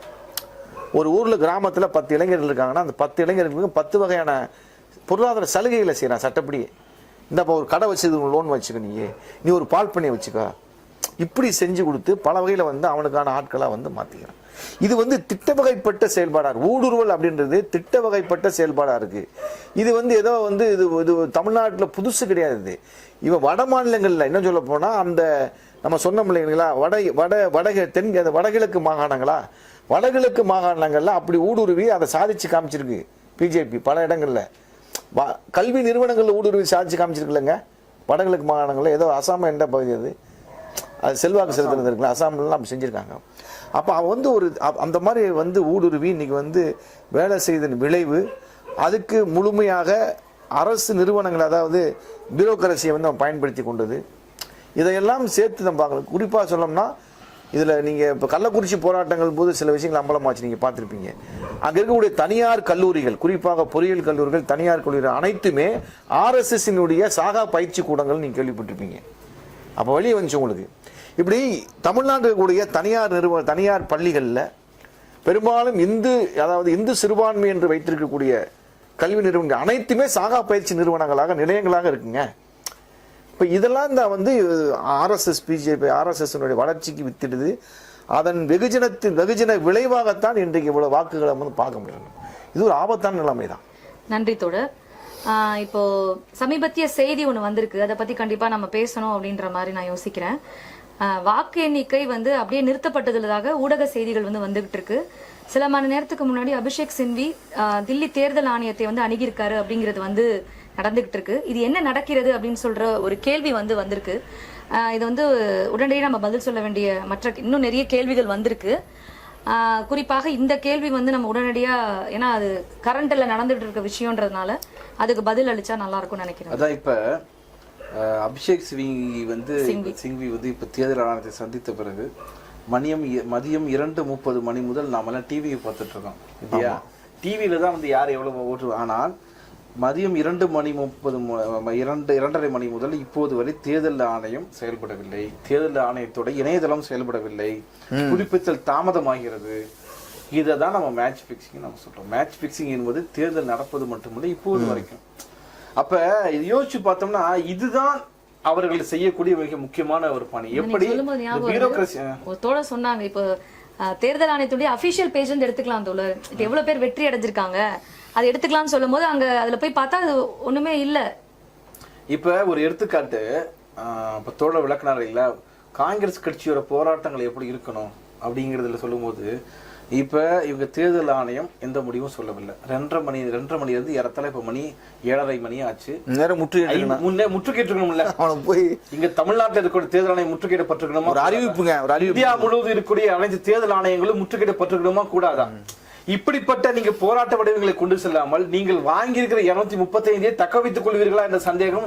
இப்ப மக்கள் வந்து போராடி தன் உணர்வின் காரணமாக 235 தொகுதி கொடுத்திருக்காங்க உங்களுக்கு. நீங்கள் போராடி இதுல சேர்த்து என்ன பார்க்க நினைக்கிறேன்னா, இப்ப கொஞ்ச நேரத்துக்கு நம்ம பேசணும், இந்த ஓட்டு டிஃபரன்ஸ் அப்படிங்கிறது வந்து கிட்டத்தட்ட 100 இடங்கள்ல 1.5 1% அப்படின்னு சொல்லும் போது இது அப்படி சொன்னாலும் என்ன அர்த்தம்னா இது வந்து மாறலாம் அப்படிங்கிறது தான். 1% வந்து ஒரு பெரிய டிராஸ்டிக் டிஃபரன்ஸ் இல்ல. அதுதான் இப்ப ஏன் தேர்தல் ஆணையம் செயல்படாம இருக்குன்னு சொல்லும் பொழுது நாம இவனுடைய இந்த மேட்ச் பிக்சிங்கும் இந்த ஊழலும் சொன்னோம் இல்லையா, இதுதான் அதை ஒப்பிட்டு. இப்ப அதுதான் என்னன்னா, நாம் பேசுகின்ற இந்த விஷயத்தை, இந்த பொருளை ராகுல் காந்தி சற்று முன் கூட்டிய அந்த செய்தியாளர் சந்திப்புல பேசவில்லை. என்ன பிரச்சனை, இவங்கெல்லாம் குதிரை கருத்துக்குள்ள போயிட்டாங்க. பிஜேபியும் சந்திரபாபு நாயுடு கிட்ட பேசுறாங்க, இவங்களும் சந்திரபாபு நாயுடு பேசுறாங்க. பிஜேபி நிதிஷ்ட பேசுவாங்க, இவங்க பேசுறாங்க. ஆனா நீங்க தனியா போன்ல பேசிட்டு இருங்க, நாங்க தேர்தல் ஆணையத்துல பேசி மொத்த சீட்டை மாத்திரம் அவன் மாத்திட்டு இருக்கான். தெளிவா இருக்காங்க. இப்ப பிரச்சனை ஒரு விஷயத்தை எப்படி எதிர்கொள்வது அப்படிங்கிறது இருக்குல்ல. இந்நேரத்துக்கு என்ன செஞ்சிருக்கணும்? ராகுல் காந்திக்கு அங்க என்ன வேலை? நேரா கிளம்பி போய் தேர்தல் ஆணையம் உட்கார வேண்டியதானே? உங்களுடைய மக்கள் போராடி நீங்கள் பெரியதா எந்த வேலையும் செய்யாம மக்கள் தங்கள் உணர்வின் காரணமாக நீங்க விளக்கின மாதிரி லட்சக்கணக்கான இளைஞர்கள், மாணவர்கள் தங்கள் சொந்த வேலையை விட்டுட்டு தன்னார்வலர்களாக உங்களுக்கு ஓட்டு கேட்டு போயிருக்காங்க. பாசிசத்தை வீழ்த்தணும்னு. அது சரியா தப்பாங்கிறது வேற. அந்த உணர்வை நம்ம மதிக்கிறோம். ஆனால் அந்த அடிப்படையில் நீங்க செயல்பட்டு இருக்கிறீங்களாங்கிறதே இப்ப நம்முடைய கேள்வி. இந்நேரத்துக்கு நீங்க போய் மனு கொடுத்து உட்காந்துட்டு இருப்பீங்களா? அபிஷேக் சிங் போய் மனு கொடுப்பாரு. அவர் ஒத்தையில போய் அவர் அமைச்சு அவர் என்ன பண்ணுவாரு? 1,00,000 பேர் அனுப்புங்க, 10,000 பேர் அனுப்புங்க, 20,000 பேர் டெல்லிக்கு போங்க, பயமா இருக்கு, 7 சீட்டிங் தோத்துட்டீங்கன்னா மத்த மாநிலத்துக்கு போங்க, யாரு வேணாங்கிறாங்க. தோழர் நீங்க சொல்றது போல இது ஏதோ ஒரு மாநிலத்துக்கு கட்சி இல்ல. இந்தியா கூட்டணி என்பது இந்தியா முழுக்க இருக்கக்கூடிய கட்சிகளை கொண்ட ஒரு கூட்டணி. நீங்க இந்தியா முழுக்க ஸ்தம்பிக்க வைக்க முடியும். ஒரு எல்லா தேர்தல் ஆணையத்தையும் அந்தந்த மாநிலங்களை முற்றுகிடுங்க, உட்காருங்க அப்படின்னு சொன்னா இவன் என்ன செய்ய முடியும்? அங்க ஓட்டு எண்ணிக்கிற இடத்த பூட்டு போட்டுருவாங்க. நீங்க சொல்லுங்க, நடத்த முடியாதா? இன்னைக்கு இப்ப வரைக்கும் அயோத்தியில தோல்வி அடைஞ்சிருச்சு, ஆனா தேர்தல் ஆணையம் அறிவிக்க மறுக்கிறது. இப்ப பிரச்சனையை நீங்க பாருங்க. இதுதான் பியூரோக்ரசிங்கிறது எவ்வளவு மோசமானதுன்னா, நான் சொன்னேன் 2024 பிறகு தேர்தல் நடக்குமான்னு தெரியலைங்க. நீங்க ரொம்ப மிக மதிப்பீடா சொல்றீங்க. அவங்க சரியா மதிப்பீடு வச்சிருந்து பிஜேபிக்கு போய் சேர்ந்துட்டாங்க. இப்ப இந்த மதிப்பீடு நான் ஏன் சொல்ல வரேன்னா, இந்த மதிப்பீடை பற்றி உங்க கருத்து. நீங்க வழக்கம் போன்ற 1952 சந்திச்ச மாதிரியே ஒரு தேர்தலை இன்னும் காங்கிரஸ் சந்திச்சுட்டு இருக்கு. காலையில 11 மணில இருந்து பாக்குறேன், இந்த 290 இந்த 235 அப்படியே நிக்குது. இதுல எந்த மாற்றமும் இல்ல. அப்ப என்ன மாயை இது? அப்படின்னா வேற ஒண்ண மாத்திட்டு இருக்காங்க. தோல்வி வந்து டிக்ளேர் பண்ண மாட்டேங்கிறாங்க. முன்னிலை நிக்குது. திடீர்னு வந்து எந்த பெட்டியை உடைப்பார்கள் அவர்கள்? ஓட்டு பெட்டியவா, பணப்பட்டியவா, எதை உடைச்சா நீங்க ரிசல்ட் சொல்லுவீங்க என்பதை பற்றி நாம வந்து பேச வேண்டியிருக்குது. அதே மாதிரி தினகரன்ல ஒரு செய்தி இப்போ ஒரு 4 நாள் முன்னாடி வந்தது. அதுக்கு இன்னைக்கு வரைக்கும் தேர்தல் ஆணையம் பதில் சொல்லல. ஒரு பெட்டியில பிஜேபின்ற டேக் போட வேண்டிய அவசியம் என்ன? இப்போ அந்த டேக வந்து போட்டுட்டு கட் பண்ணாம அமிச்சிட்டாங்க, மத்ததெல்லாம் என்ன நடந்ததுன்ற கேள்வி இருக்கு இல்லையா? இன்றைக்கு பிஜேபி கூட்டணி 290 சீட்டு வாங்கி இருக்குன்னு சொல்றாங்க இல்லையா? இந்த 290ல 290மே எந்த பிஜேபி கூட்டணிகள் எந்த கட்சி பிரதானமாக ஜெயிச்சதுன்னு நீங்க நினைக்கிறீங்க? நான் சொல்றது தேர்தல் ஆணையங்கிற கட்சி தான் 290 ஜெயிச்சிருக்கு. 290மே பார்த்தோம்னா பிஜேபி கூட்டணி கட்சி ஜெயிச்சது இல்ல, அது தேர்தல் ஆணையம் என்ற ஒரு கட்சி மறைமுகம் வச்சு அந்த கட்சி ஜெயிச்சதுதான். அப்ப அந்த கட்சி தன்னை காப்பாற்றிக் கொள்ள வேண்டும் என்பதற்காக இப்ப வேலை செஞ்சுட்டு இருக்காங்க. அப்ப உள்மொத்த பியூரோக்ரஸியா சேர்ந்து இன்றைக்கு எப்படிப்பட்ட வேலையை செய்ய கொடுக்குறீங்களா? இல்ல நாங்க நாளைக்கு சந்திச்சு நாங்க பேச போறோம் என்று பேசுவது கோபமோ கொந்தளிப்போ ராகுல் காந்தியிடமோ காங்கிரஸ் கட்சிக்காரர்களும் இல்லை. இப்ப மத்த கட்சிக்காரங்களும் போய் இங்க இருக்கக்கூடிய மிக குறைவாக இருக்கக்கூடிய நபர்களா போய் தேர்தலை முற்றுகிட முடியும்? திமுகவில் இல்லையா கோடிக்கணக்கான தொண்டர் சொல்லிங்களே, போய் முற்றுகிடலாம்ல, சொல்லலாம்ல போய் அவர்களுக்கு. ஆக இவர்கள் மீண்டும் மீண்டும் வேற யாரோ காட்டு தேர்தல் ஆணையத்துக்கிட்டே சொல்றாங்க, தேர்தல் ஆணையம் செய்ய மாட்டேங்குதுன்னு சொல்லி உச்சநீதிமன்றத்துக்கு போறாங்க. உச்சநீதிமன்றம் கவலையப்பட மாட்டேங்குது. உச்சநீதிமன்றத்துக்கிட்ட போய் தேர்தல் ஆணையம் வேலையை செய்ய மாட்டேங்குது அப்படின்னு சொல்லி போனா அந்த வழக்கை அவன் அட்மிட்டே பண்ண மாட்டேங்கிறான். உச்சநீதிமன்றம் அட்மிட்டே பண்ணல. இப்ப திரும்ப திரும்ப இந்த கட்டமைப்புக்குள்ளேயே இவங்க என்ன சொல்றது, அதுல சொன்ன விஷயங்கள் என்னன்னா, இந்தியா கூட்டணி கட்சிகள் ஏன் வரல அப்படின்னு சாதாரண மக்கள் கேள்வி கேட்கிறாங்க. அந்த வீடியோக்கெல்லாம் கீழே கேள்வி கேட்கும்போது சொல்லக்கூடிய காங்கிரஸே வர மாட்டேங்குது, திமுக இறங்கி வா, நீ ஏன் பேச மறுக்கிறீங்க? அதுலதான் நம்ம அடுத்தபடியாக நம்ம விவாதிக்க வேண்டிய தலைப்புக்குள்ள நம்ம இயல்பாகவே உள்ள போறோம். அப்ப ஒரு வரம்பை வைத்துக் கொண்டு காங்கிரஸ் இந்த வரம்புக்குள்ளதான் இருக்கும், பிஜேபி இந்த வரம்புக்குள்ளதான் இருக்கும் என்றால் திமுகவுக்கு ஆதரவாக இந்த காங்கிரஸ் கூட்டணி கட்சிகளையும் காப்பாற்ற வேண்டும் என்பது என்ன விலை வேணா யார் கொடுக்கணும்? நீங்களும் நானும் இந்த மக்களும் உயிரை கொடுத்து காங்கிரஸை ஆட்சிக்கு வர வைக்க வேண்டும் அப்படிங்கிறது தெளிவாக இருக்கிறார்கள். அது இந்த தேர்தல் முடிவுகளை பத்தி தோழர் வெற்றி வெளிச்செடி சொல்லுவோம் சொன்னாரு.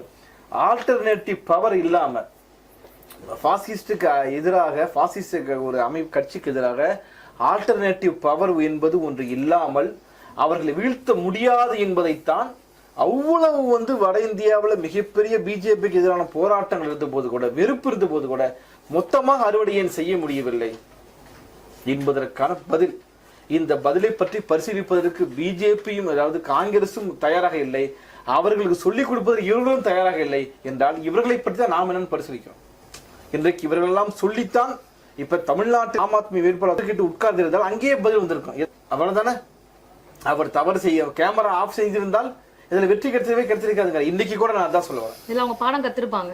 அவங்க என்ன பாடம் கத்திருப்பாங்க அப்படின்னு அவங்க இப்ப அதான் செஞ்சுட்டு இருக்காங்க நான் சொல்ல வரேன். இப்ப என்ன பாடம் கத்திருக்காங்கன்னா, தேர்தல் முடிவுகளை வெளியிடாம வச்சிருப்பது ஒரு பாடம் கத்துக்கிட்டாங்க. இப்ப நீங்க என்ன அந்த வார்த்தைகள் அந்த சொற்கள் இருக்கிறது மோசமான வார்த்தையினால சொல்ல முடியாம இருக்கிறாரான்னு தெரியல. தொண்டர்கள் பலரும் அது இன்னொன்னு சொல்றாரு, இது வரலாற்று சிறப்பு மிக்க தீர்ப்புங்கிறார். வரலாற்று சிறப்பு மிக்க தீர்ப்பு. மோடி தன்னுடைய வாழ்க்கையில எம்பி எலெக்ஷன்ல முதல் 4 சுற்றுகள்ல பின்னடைவை சந்தித்திருக்கிறார். இவ்வளவு தகிடு தத்துவம் செய்திருக்கிறார்கள், ஏமாத்தி இருக்கிறார்கள், வார்த்தைகளால் பாராட்ட முடியாதுன்னு சொல்றாரு. அயோத்தியில் தோற்கடிக்கப்பட்டிருக்காங்க, அயோத்தியிலே தோற்கடிக்கப்பட்டிருக்கிறார். ராமரே தோற்கடித்திருக்கிறார் மோடி, அமித்ஷா பாசிச கும்பலை தான் நமக்கு தெரியுது. ஏன்னா ராமரே தோற்கடித்து விட்டார் அமித்ஷா பாசிச கும்பலை அப்படிங்கிறது நமக்கு தெரியுது. ஆனாலும் மோடி இந்நேரத்துக்கு லட்சக்கணக்கான மக்கள், கோடிக்கணக்கான மம்தா பானர்ஜி முழக்கம் மோடியின் செவிப்பறையை கிழித்திருக்க வேண்டும், அலரி மாளிகையை விட்டு ராஜபக்சே ஓடி இதே போல ஓடி இருக்க வேண்டும். அதை முன்னெடுப்பதற்கு இங்க இருக்கக்கூடிய கட்சிகள் யாரும் தயாராக மோடி ஆட்சி அமைந்த பணயம் வைத்து அங்க இருக்கக்கூடிய வட இந்தியாவில் இருக்க ஓட்டு போட மாட்டேன்னு சொல்றாங்க. அவர்களுக்கெல்லாம் பழிவாங்கும் நடவடிக்கை கண்டிப்பாக நடக்கும். இது தெரிந்துதான் அவர்கள் களத்தில் நின்று தன்னால் என்ன முடியுமோ அந்த வேலையை அவர் செய்தார்கள். ஆனால் துரோகம், துரோகம் என்பது என்ன? கோடிக்கணக்கான லட்சக்கணக்கான மக்கள் காங்கிரசுக்கு ஆதரவாக ஏன் பிஜேபியை வீழ்த்த வேண்டும் என்பதற்கு முழக்கம் என்ன? இப்ப என்ன நம்ம செய்யணும் என்பது தொடர்பான எந்த கோபமும் பெரியதளவில் இல்லாம நீங்க போய் மனு கொடுத்து கொண்டிருக்கிறீர்கள். ஆக இந்த முடிவுகளை காங்கிரஸ் ஏற்றுக்கொண்டு போகலாம். இந்த தேர்தல் முடிவை அதுவும் முடிவாகவில்லை. இதுவே ஒரு மேட்ச் பிக்சிங் தேர்தல். இந்த முடிவை மக்கள் ஏற்கக்கூடாது. மோடியும் அமித்ஷா கும்பலும் இந்த நாட்டை விட்டு ஓடுகின்ற வரைக்கும், இந்த பதவியை விட்டு ஓடுகின்ற வரைக்கும் நம்முடைய போராட்டங்களை, ஒருமுகப்படுத்த போராட்டங்களை ஒருபோதும் நிறுத்தக்கூடாது என்பதுதான் தற்போதைய தேவை. வாக்கு எண்ணிக்கையை நிறுத்தி வச்சிருக்காங்கன்னு சொல்றாங்க. ஆனா மோடி என்ன சொல்றாருன்னா, மக்கள் 3வது முறையாக என் மீது அன்பு வைத்து ஓட்டு போட்டிருக்காங்க அப்படின்னு சொல்லி ஒரு ஸ்டேட்மெண்ட் வருது. கண்ணீரோட சொன்னாரா, கோவிரத்தில் எழுதினாரா? ஏன்னா ஈஸியா எழுதிடலாம், அவர் பேட்டியே கொடுக்கல அப்படிங்கிறது உண்மைக்கு. அதாவது கடைசி வரைக்கும் நீங்க உண்மையை பேச மாட்டாங்கன்றது இருக்குல்ல, தொங்க விட்டாங்க. ஆமா, கொஞ்சம் கூட என்னன்னு எலெக்ஷன் கமிஷனுக்கு அவங்க கூட்டணி கட்சி ஒரு கட்சி இருக்குது. ஆமா. அந்த கட்சி எந்த திருப்பி இப்ப நாளைக்கு எழுதும் போது 543 643 மாத்திட்டு தொகுதியை கூட இன்க்ரீஸ் பண்ணிட்டு அவங்க போயிடலாம். எல்லா வேலையும் தாராளமா செய்யலாம். இந்த மாதிரி செய்திகளே வந்து ஊடகங்கள்ல பார்க்க முடியல. அது ரொம்ப முக்கியத்துவம் வாய்ந்த பிரச்சனை நான் நினைக்கிறேன்னா, இந்த 290 235 எத்தனை தொகுதி க்ளோஸ் ஆயிருக்கு, எத்தனை தொகுதி ரிசல்ட் வந்திருக்குன்னு சொல்லல என்ன வரைக்கும்.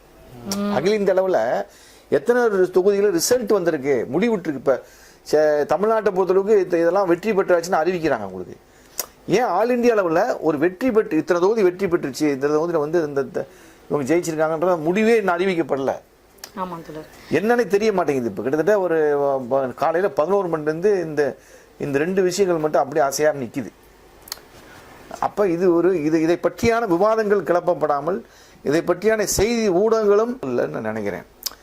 இதோட சேர்த்து இன்னொரு கேள்வியும் கேட்டிருக்காங்க. அதாவது வந்து இதன் பிறகு இந்திய அரசியல் எப்படி இருக்கும், பாஜக பெரும்பான்மையா வந்து வெற்றி பெறாம இருக்கிறதுனால அதை பத்தி உங்க கருத்து என்ன அப்படிங்கிற மாதிரி கேட்டிருக்காங்க. இதன் பிறகு வந்து பிஜேபி நிரந்தரமா வீழ்த்த இந்த இயக்கங்கள் என்ன செய்ய வேண்டும்ன்ற கேள்வியும் வந்து சேர்த்து கேட்டிருக்காங்க. அதாவது இப்ப ஒரு தனிப்பெரும்பான்மையா இல்லை அப்படின்னு சொன்னா, இப்ப வந்து மக்களவையிலோ மாநிலங்களிலோ சட்டங்களை ஏற்றும் போது இவர்களே தனிப்பெரும்பான்மையா இருந்தா அப்படின்னு சொன்னா 101 இந்த மாதிரி இதுல வந்து பண்றாங்க இல்லையா சட்டங்களை, அவங்களே வந்து எதிர்கட்சிகளை வந்து அவங்களுடைய அப்ரூவல் இல்லாம அவங்க எதிர்ப்பு தெரிவிச்சாலும் இவங்க பலத்தை கொண்டு அதை வந்து நிறைவேற்றிட்டு போறது அப்படிங்கறதுதான் கடந்த காலம். ஏன்னா இவங்க அறுதி பெரும்பான்மையா இருந்தாங்க. 2019 303 சீட்டுன்ற அளவுல இருக்காங்க கூட்டணியோட. அப்ப இது வந்து இப்ப வந்து அப்படி இல்லன்றது இருக்கு இல்லையா, அறுதி பெரும்பான்மையா தனியான அப்படி இல்ல கூட்டிக்கிறாங்க. அதாவது எதிர்கட்சிகளை வந்து எப்பயும் மதிக்க மாட்டாங்க, அது வேற வச்சு மதிக்க மாட்டாங்க. ஆனா கூட்டணி கட்சிகளை மதிக்காம நீங்க வந்து எந்த திட்டத்தையும் நிறைவேற்ற முடியாது. ஆனா கூட்டணி கட்சிகள் இந்த வேடிக்கை என்னன்னா, இனிமேல் நம்ம நடக்க போற அந்த ஆட்சியை தான் பார்க்கறதா ரொம்ப வேடிக்கையான விஷயமா இருக்கும். என்னென்ன முறைகேடுகள் பண்ணுமோ எல்லா முறைகேடும் பண்ணுவதற்கு தயாரா இருப்பாங்க. அவங்களுக்கு தான் எந்த விதிமுறையும் கிடையாது, எந்த விதமான ஒழுங்கும் கிடையாது, பொருத்த முடியாதுன்றது நெருக்கடி இருக்காது அவங்களுக்கு. உண்மைதான் தோழர் சொன்னதுலயே. அதாவது அவர்கள் முன்ன போனா கூத்துது பின்ன போனா காட்டுவதற்கான அனைத்து வேலைகளும் தற்போது நடைபெற்றுக் கொண்டிருக்கிறது. அதுதான் அதுக்காக தான் என்ன செய்யறாங்கன்னு பார்த்தோம்னா, அந்த 290லயே நிக்கிறதான் மோடி வாய் திறந்திருக்கிறார். தியானம் முடிஞ்சு திறந்திருக்கிற வாய் திறந்திருக்கிறாரு. இந்த தியானம் இருந்த காலகட்டம்ல இதுக்கான இந்த தில்லுமுள்ளே பேசி கொடுக்கிறாங்க தியானம் என்று நாம் வந்து போராடினார்கள் என்பது மட்டுமல்ல, இந்த நேரத்துக்கு இந்தியா முழுவதும் இருக்கக்கூடிய தேர்தல் ஆணையம் இருக்கும் முறை மோடியும் அமித்ஷாவும் தேர்தல் ஆணையர்கிட்ட போன்ல பேசி எல்லா வேலையும் செய்து விடுவார்கள். அப்ப நமக்கு என்னன்னா, இவர்கள் இந்த 272 தனிப்பெரும்பான்மையாக தற்பொழுது அந்த தேர்தல் ஆணையம் 5 மணி நேரமாக செயல்படாமல் இருப்பதற்கு என்ன காரணம்? ஒரு காரணம் அல்ல. இப்ப யோசிச்சு பாருங்க, இந்த மீடியாக்கள்ல இதுவரைக்கும் பிஜேபி எந்த அளவுக்கு பின்னடைவுக்கு போச்சு என்பதை பற்றி பேசிக் கொண்டிருந்தவர்கள் மோடி சொல்லியிருக்கிறார், நம்பிக்கை வச்சிருக்கிறாங்க, பெற்று விட்டோம் என்று சொன்ன பிறகு அதை பத்தி இவர்கள் பேசுவார்கள் சொல்றாங்க. எப்படின்னா, ஏற்கனவே எக்ஸிட் போல் மூலமாக தாங்கள் செய்த பணபலம் அதிகார பலத்தின் மூலமாக தாங்கள் செய்த முறைகேடுகளை நியாயப்படுத்துவதற்கு இந்த ஆளும் உருவாக்கிய எக்ஸிட் போல் இன்றைக்கு எப்படி சரியாக வேலை செய்தது. அதனாலதான் 290 என்ற ஒரு பொய்ய மாய்மாலத்தை காட்ட முடியுது. இப்ப அடுத்ததாக மோடி நன்றி தெரிவித்தார், நன்றி ஜெயிச்சு வைத்ததாக கணக்காட்டுறாங்க. அதான் முக்கியம். இப்ப மோடி தோற்றுவிட்டார், பிஜேபி தனிப்பெரும்பான்மைக்கு போகவே கிடையாது.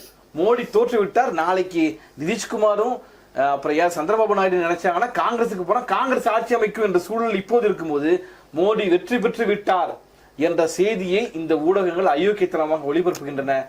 நீங்க ஒன்னு அருந்திட்டு அறிவிக்கணும். ஆமா, இத்தனை சீட்டு ஜெயிச்சு இவங்க வந்து முன்னிலையில் இருக்காங்க, இவங்க வந்து இந்த சீட்டு ஜெயிச்சிருக்காங்க. ஆக மொத்தத்துல இவங்க 2 கூட்டணியும் 2 கட்சியும் இந்த சீட்டு ஜெயிச்சிருச்சுன்னு வெளிப்படையா அறிவிக்கவே இல்லை.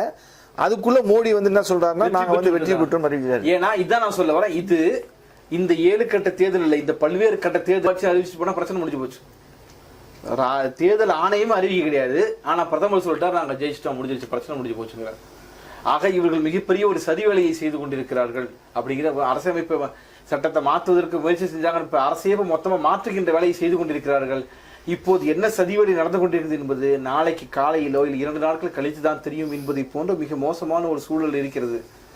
ஆக என்னன்னா, காங்கிரஸ் யூடியூப் சேனலுக்கு இந்தியா கூட்டணி யூடியூப் சேனல்லாம் ஆகா தனி மோடி உறங்கவில்லை, மோடி கட்சி உறங்கவில்லை, மாறாக அவர்கள் தேர்தல் ஆணையத்தினோட கூட்டணியை வைத்திருப்பதால் அவர்கள் அங்கே முடிவை மாற்றிக் கொண்டிருக்கிறார்கள் அப்படிங்கிறது மிகவும் முக்கியம். இப்போ முதலமைச்சர் தமிழ்நாட்டின் முதலமைச்சர் கொடுப்போம் அப்படிங்கிற மாதிரி சாதனை, வரலாற்று சாதனை அப்படிங்கிற சாதாரண வெற்றி கிடையாது உங்களுக்கு அப்படின்னு சொல்றாரு. வரலாற்று ரீதியான தோல்வியை நீங்க எல்லாம் யோசிச்சு பாருங்க. 3வது முறையாக வெற்றி பெற்று விட்டோம், இது வரலாற்று சாதனை எப்படி சொல்ல முடியும்? சொல்ல முடியாது. இன்னும் அறிவிக்கப்படாம ரிசல்ட்டே அறிவிக்கப்படாம இருக்கும்போது சொல்றாங்க இதுல ஏதோ நடந்துகிட்டு இருக்குன்றது நம்ம அது மட்டும் இல்லை. அது ஒரு பக்கம் இருக்கட்டும். இன்னொரு பக்கம் நீ தனிப்பெரும்பான்மையை அடையாமல் இருக்கும்போது கொஞ்சம் கூட கூச்சமே இல்லையா, உனக்கு வெக்கமே இல்லையா? இப்படி பேசுறது இருக்கு இல்லைங்களா? இப்படி பொய்யும் புரட்டையும் இல்லாத ஒன்றையும் பேசுவது தான் தொடர்ச்சியா இருக்கு, இன்னைக்கு நீடிச்சுக்கிட்டு இருக்காது. இந்த கவலையும் கிடையாது அவங்களுக்குன்றதுதான் தெரியும். இல்ல கவலை இல்லை என்பதல்ல, கவலையோடு தான் செய்யறாங்க, நெருக்கடியில செய்யறாங்க, தொழில் முகத்துல செய்யறாங்க. ஏனென்றால் தேர்தல் முடிவுகளை அவங்களை மாற்றிக் கொண்டிருக்கிறாங்க என்பது மிக மிக முக்கியம். இந்தூர்ல 2.18 லட்சம் வாக்குகள் நோட்டாவில் பதிவாயிருக்குங்க. எதிர்கட்சி இல்லாத போது நோட்டாக்கு மக்கள் ஓட்டு போட்டிருக்காங்க. 2.18 லட்சம் வாக்குகள் நோட்டாவில் பதிவாயிருக்கு அப்படிங்கிற செய்தி எதிரான வாக்குகள். ஆமா, கண்டிப்பா. யாரை நிறுத்தலன்னாலும் நான் உன்னை எதிர்க்கிறேன் அப்படிங்கறது மக்கள் ஏதோ ஒரு வகையில இந்த இடத்துல சொல்லிருக்காங்க. நம்ம குறிப்பிட்ட சூழல்ல திருப்பி கார்கே சொல்றாரு, இந்தியா கூட்டணி ஒருங்கிணைந்து செயல்படுறதால் வெற்றி சாத்தியமானு சொல்றாரு. அந்த வெற்றி சாத்தியமானதா ஒருங்கிணைந்து செயல்பட்டாங்களாங்கிறத பிறகு பேசுவோம். ஆனால் இந்த இப்ப கிடைச்சிருக்க 235 நீங்க தக்க வைக்க வேண்டும் என்றாலும் கூட இந்த 290 என்பதே பொய்யாக இருக்கிறது என்பதுதான் இப்போது வரைக்கும் நமக்கு தெளிவாக தெரிகிறது. 290 என்பதே பொய். அதனாலதான் மொத்த இந்த கூட்டணியை 240க்குள்ளதான் முடங்கி இருக்கிறது. இந்த 50 என்பதை ஏமாற்றி இருக்கிறார்கள் இவர்கள். 290 ரவுண்ட் அப் பண்ணி கொண்டு வருவதற்கு பல தில்லுமுடி. மல்லிகார்ஜுன கார்கே சொல்லும் போது இன்னொரு கேள்வி கேட்கப்பட்டிருக்கு. கேரளாவில் காங்கிரசும் எல்டிஎஃப் கூட்டணியும் சேர்ந்ததாக இருந்ததுனாலதான் இந்த ஒரு 60 பேர், அதாவது ஒரு எதிர்கட்சின்ற அளவுல கூட இவ்வளவு அப்படின்ற அடிப்படையில தான் அவர் சொல்றாரு, நான் புரிஞ்சுக்கிறேன். சோ அப்படி அப்படி ஒரு கேள்வியும் கேட்டிருக்காங்க. இந்த நம்மளுடைய முறை என்பது நான் மீண்டும் சொல்றேன், 1952 நடந்த மாதிரியே அணுகிட்டு இருக்கிறாங்க. இது இப்ப பாருங்க, இப்ப என்ன நடக்குது? தேர்தல் முடிவுகளை ஒரு கருத்து எப்படி சண்டிகர்ல உட்கார்ந்து பேப்பர்ல திருத்தின மாதிரி இங்க மெஷின்ல உட்கார்ந்து 100,000 பேர் திருத்திட்டு இருக்காங்க அதிகாரிகள். இதை மாற்றுவதற்கு சொல்லும்போது கேரளாவிலதான் ஒரு இடத்துல மிஷினை செக் பண்ணும்போது ஒரு தடவை அமுக்குனா மோடி பிஜேபிக்கு 2 முறை வாக்கு பதிவாவதாகவும், காங்கிரஸ்க்கு அது மற்ற சின்னங்கள்ல ஒரு முறை அப்படின்னா ஒரு முறை, ஆனா மோடிக்கு அதாவது பிஜேபிக்கு மோடி 2 முறை 190 145 290 அப்படிங்கறத நாம வழக்கு போட்டு யாரு விசாரிச்சு யார் செய்ய போறது? ஆனா அதே நேரத்துல லட்சக்கணக்கான மக்கள் இதே நேரத்துல அவர்கள் இன்னைக்கு சாலையில உட்கார்ந்து பதில் நீ ஃப்ராடு தரம் பண்ற, பொய் பேசுற, நீ பதவி விட்டு உடனே விலகு என்று சொல்லி போராடினால் அந்த உண்மை என்னன்னு தெரியும். இல்லைன்னா இறுதி வரைக்கும் அப்ப மக்கள் போராட்டம் நடைபெற நபர் ஒருவேளை இந்தியா கூட்டணி ஆட்சி அமைத்தால் காவி கார்ப்பரேட் திட்டங்களை அமல்படுத்துவாரா அப்படின்ற மாதிரி ஒரு கேள்வி கேட்டிருக்காங்க. ஒரு ஹைப்போதெட்டிக்கல் கேள்விதான். இந்தியா கூட்டணி அவங்க ஜெயிச்சிட்டாங்க அப்படின்னா இவங்க வந்ததுக்கு பிறகு மாற்றம் வருமா, இல்ல அதே மோடி அமல்படுத்திய காவி கார்ப்பரேட் திட்டங்களை தான் இவங்களும் அமல்படுத்துவாங்களா அப்படிங்கிற ஒரு கேள்வி கேட்டிருக்காங்க. இப்ப நான் இதை எப்படி பாக்குறேன் அப்படின்னா, இப்ப கார்ப்பரேட் திட்டங்களை அமல்படுத்துற வரைக்கும் சொல்றதுல செய்யறதுல பெரிய வித்தியாசம். அதானிக்கும் தான் கடந்த 10 ஆண்டுகள்ல எவ்வளவு சேவை செஞ்சாரு மோடி அப்படிங்கறதெல்லாம் நம்ம தொடர்ச்சியா பார்த்துட்டு இருக்கோம். பல்வேறு உதாரணங்களை பார்த்திருக்கோம். இப்ப அதானி திரும்பவும் முதலிடத்துல போனது உலக பணக்காரர்களாக ஆக முடியும் அப்படின்னு சொன்னா அது மோடியுடைய ஆசை இல்லாம நடக்காது அப்படிங்கறத நம்ம இந்த கடந்த காலங்கள்ல நம்ம தோலுரிச்சு பேசணும். நாம என்ன இப்ப நம்ம கடைசியா 2024 நாடாளுமன்ற தேர்தலில் பிஜேபி வீழ்த்துவது எப்படி என்ற ஒரு வெளியீட்டுல நம்ம சொன்ன ஒவ்வொரு விஷயமும் 100% இன்னைக்கு இந்த 7 கட்ட தேர்தலையும் இந்த தேர்தல் முடிவுகள் வந்துட்டு இருக்க இந்த நேரத்திலயும் 100% நிறைவேற இருக்குன்னு பார்க்க முடியும் தோழு. ஏன்னா இவங்க என்ன தீர்மானித்தார்களோ அதை தான் செய்யறாங்க அப்படிங்கிறது தான். அப்ப அதாவது அதானி குடும்பத்துடைய பங்குகள் 18.5% வரை சரிஞ்சிருக்கு. இப்போ சந்தை மதிப்பு 1.5 லட்சம் கோடி குறைஞ்சிருக்குன்னு சொல்றாங்க. ஏன்னா இப்போ இந்த இது இருக்கு இல்லையா, இல கூட்டிட்டு போயிட்டு ஒப்பந்தங்களை போடுறாரு, ஃளைட்டை இவருக்கு ஸ்பான்சர் பண்றாரு, இவரு ஸ்பான்சர் பண்றாரு. அது மட்டும் இல்ல, 2 பேரும் ஒட்டி பிறந்த ரெட்ட குழந்தைகள் போல. இவர் உருவாகும் போது அவரு உருவாகிறாரு, இவர் முதல் முறையாக முதலமைச்சராகும் போது அவர் ஒரு தொழில் நிறுவனத்துல ஒரு பெரிய ஆளா வராது, 2வது முதலமைச்சர் ஆகும்போது இன்னும் குஜராத்ல மிகப்பெரிய தொழில் நிறுவனம் அப்படிங்கறதுல நமக்கு மாற்றுக்கிறது கிடையாது. ஆனால் நாம இன்று ஒரு பாசிச சக்திகளாக இருக்கக்கூடிய மோடி கும்பலை வீழ்த்த வேணும் அப்படிங்கிறது தான் பிரதானமான எதிரின்ற அடிப்படையில் நம்ம பேசிட்டு இருக்கோம். காவி கார்ப்பரேட் அப்படிங்கிறது பொதுவானதல்ல அப்படிங்கிறது தான். எந்த காவி எந்த கார்ப்பரேட் அப்படிங்கிறது தான் இன்னைக்கு நம்ம குறிப்பாக ஆர்எஸ்எஸ் பிஜேபி அம்பானி அதானி பாசிசத்தை முறியடிப்போம் அப்படிங்கிற இந்த முழக்கத்தின் அடிப்படையில தான் நம்ம போராட்டங்களை கட்டியமைத்து வருகிறோம் அப்படின்னு சொல்லும் பொழுது இன்னைக்கு பிரதானமாக அதை வந்து வீழ்த்த வேண்டிய அவசியம் இருக்கு அப்படிங்கிறத நம்ம போராட்டங்களை கட்டியமைச்சிட்டு வரோம். மீண்டும் இந்தியா கூட்டணி வந்தால் அப்படிங்கிற இப்போ அது ஒரு ஹைப்போதெட்டிக்கல் கொஸ்டினா தான் இருக்குன்னு நினைக்கிறேன். அது வந்து அப்படி வந்தால் அதை பத்தி பேசலாம் அப்படிங்கிறது பேசலாம். அத்தைக்கு மீசை முளைக்கட்டும், சித்தப்பாக மாறட்டும், சித்தப்பாக ஆன பிறகு என்ன செய்யும் பேசலாம். இதுல குறிப்பாக இந்த Ambuja Cements, Adani Enterprises, Adani Energy Solutions, Adani Green, NDTV, ACC, Adani Total Gas, அந்த அதானி கேஸ், இந்த பங்குகள் சரிவு வந்து இன்றைக்கு 18% வரைக்கும் சரிஞ்சிருக்குது. ஆக அதானியோடைய வந்து பங்குகள் சந்தை மூலதனம் வந்து 3 லட்சம் கோடிகள் இன்னைக்கு குறைஞ்சிருக்குது அப்படிங்கிறது பார்க்கலாம். இப்போ நேற்று பார்த்தோம்னா இது வந்து மிக அதிகமான அளவுள்ள பங்குகள் வந்து ஈட்டி, நான் இந்த காலையில் சொன்னது போல 14 லட்சம் கோடி ரூபாய்களை இந்த பங்கு சந்தைகள் ஈட்டுச்சு. அப்போ ஆக வந்து இந்த இழந்து போன தங்கள் செல்வாக்கை அதானி, அதாவது நம்ம எப்படின்னா பிஜேபி தன்னுடைய செல்வாக்கை மீட்டுக் கொள்வதற்காக நடத்திய பேரணிகள், நடத்திய ரோடு ஷோக்கள் எல்லாம் நடத்தும் போதெல்லாம் அதானியுடைய பங்குகள் மிகவும் உச்சத்தில் போயிருக்கிறது அப்படிங்கிறது நம்ம சேர்த்து பார்க்க வேண்டும். அதன் மூலமாக சுமார் 20 லட்சம் கோடியை நெருங்கி இருக்கிறது அந்த மூலதனம் நெருங்குச்சு. இறுதியாக அமித்ஷாவும் மோடியும் எங்கேயெல்லாம் பேரணி போறாங்களோ அப்ப பங்கு சந்தை உயர்ந்து போயிருக்குது அப்படிங்கிறது பார்க்குறோம். ஆக இந்த பங்கு சந்தையும் இந்த மோடியுடைய வந்து இந்த மேட்ச் பிக்சிங் தேர்தலும் வேறு அல்ல. மேட்ச் பிக்சிங் தேர்தலில் ஒரு பகுதியாகத்தான் இந்த பங்கு சந்தையும் இருக்கிறது என்பதை நாம் தெரிந்து கொள்ள வேண்டிய அவசியம். கூடுதலா இப்போ இந்த பேசும்போது இன்னொரு விஷயமும் கேட்கப்படுது. ஏன்னா இந்த தேர்தலில் பல்வேறு ஃபேக்டர்ஸ் வேலை செய்து, பல்வேறு ஆஸ்பெக்ட்ஸ் வந்து பேசப்படுது. ஒரு விஷயம் எடுத்துக்கிட்டோம்னா அதுல பல்வேறு முனைகள் வந்து பல்வேறு விஷயங்கள் வந்து வினையாற்றுது. ஒரு மாநில, அதாவது பசுவலைய மாநிலங்கள்ல பின்னடைவு, எதிர்பார்க்காத ஏற்கனவே நாடாளுமன்ற தேர்தலில் வெற்றியே பெறாத இடங்கள்ல வெற்றி பெறுவது, இப்படி வந்து ஒரு ரெண்டுமாவும் வந்து இருக்கு. ஒட்டுமொத்தமா நம்ம பேசும்போது சில மாநிலங்கள்ல இப்படி மாறாவும் நடந்திருக்கு அப்படிங்கிறது மாதிரி மத்திய பிரதேசத்துல 29 இடங்கள்ல 29 இடங்களை பாஜக வெற்றி பெற்றுள்ளது. இது RSS இன்னொரு இந்துத்துவ சோதனை சாலையா அப்படிங்கிற கேள்வி வந்து கேட்கப்பட்டிருக்கு தோழர். அதாவது ஏன்னா நம்ம ஏற்கனவே தெரியும் குஜராத், உத்தரப்பிரதேசம், அதற்கு தென் மாநிலங்களில் இருக்கக்கூடிய கர்நாடகாவையும் வந்து ஒரு அடுத்த கட்டமாக மிகை மதிப்பீடு செய்து வந்து அவங்க போன தேர்தலை எதிர்கொண்டாங்கலாம் நம்ம சொல்லியிருப்போம். அதாவது மிகை மதிப்பீடுனா இன்னும் முற்றிலுமாக சோதனை சாலையாக மாற்றப்படவில்லை. ஆனா அதற்கான அவங்க எப்பவுமே ப்ராசஸ்ல தான் இருக்காங்க. அவங்க என்னைக்குமே வந்து அதை பின்வாங்குவதோ இல்ல அவர்கள் இந்துத்துவ அஜெண்டாவிலிருந்து பின்னோக்கி போறதெல்லாம் கிடையாது. அல்ல சீரா அவன் முன்னேறிட்டு இருக்கான். அதை அந்த ஒரு இடத்துல அவன் பின்னடைவு அடையறான் அப்படின்னு சொன்னா அதை திரும்பவும் வந்து அவன் போறான்.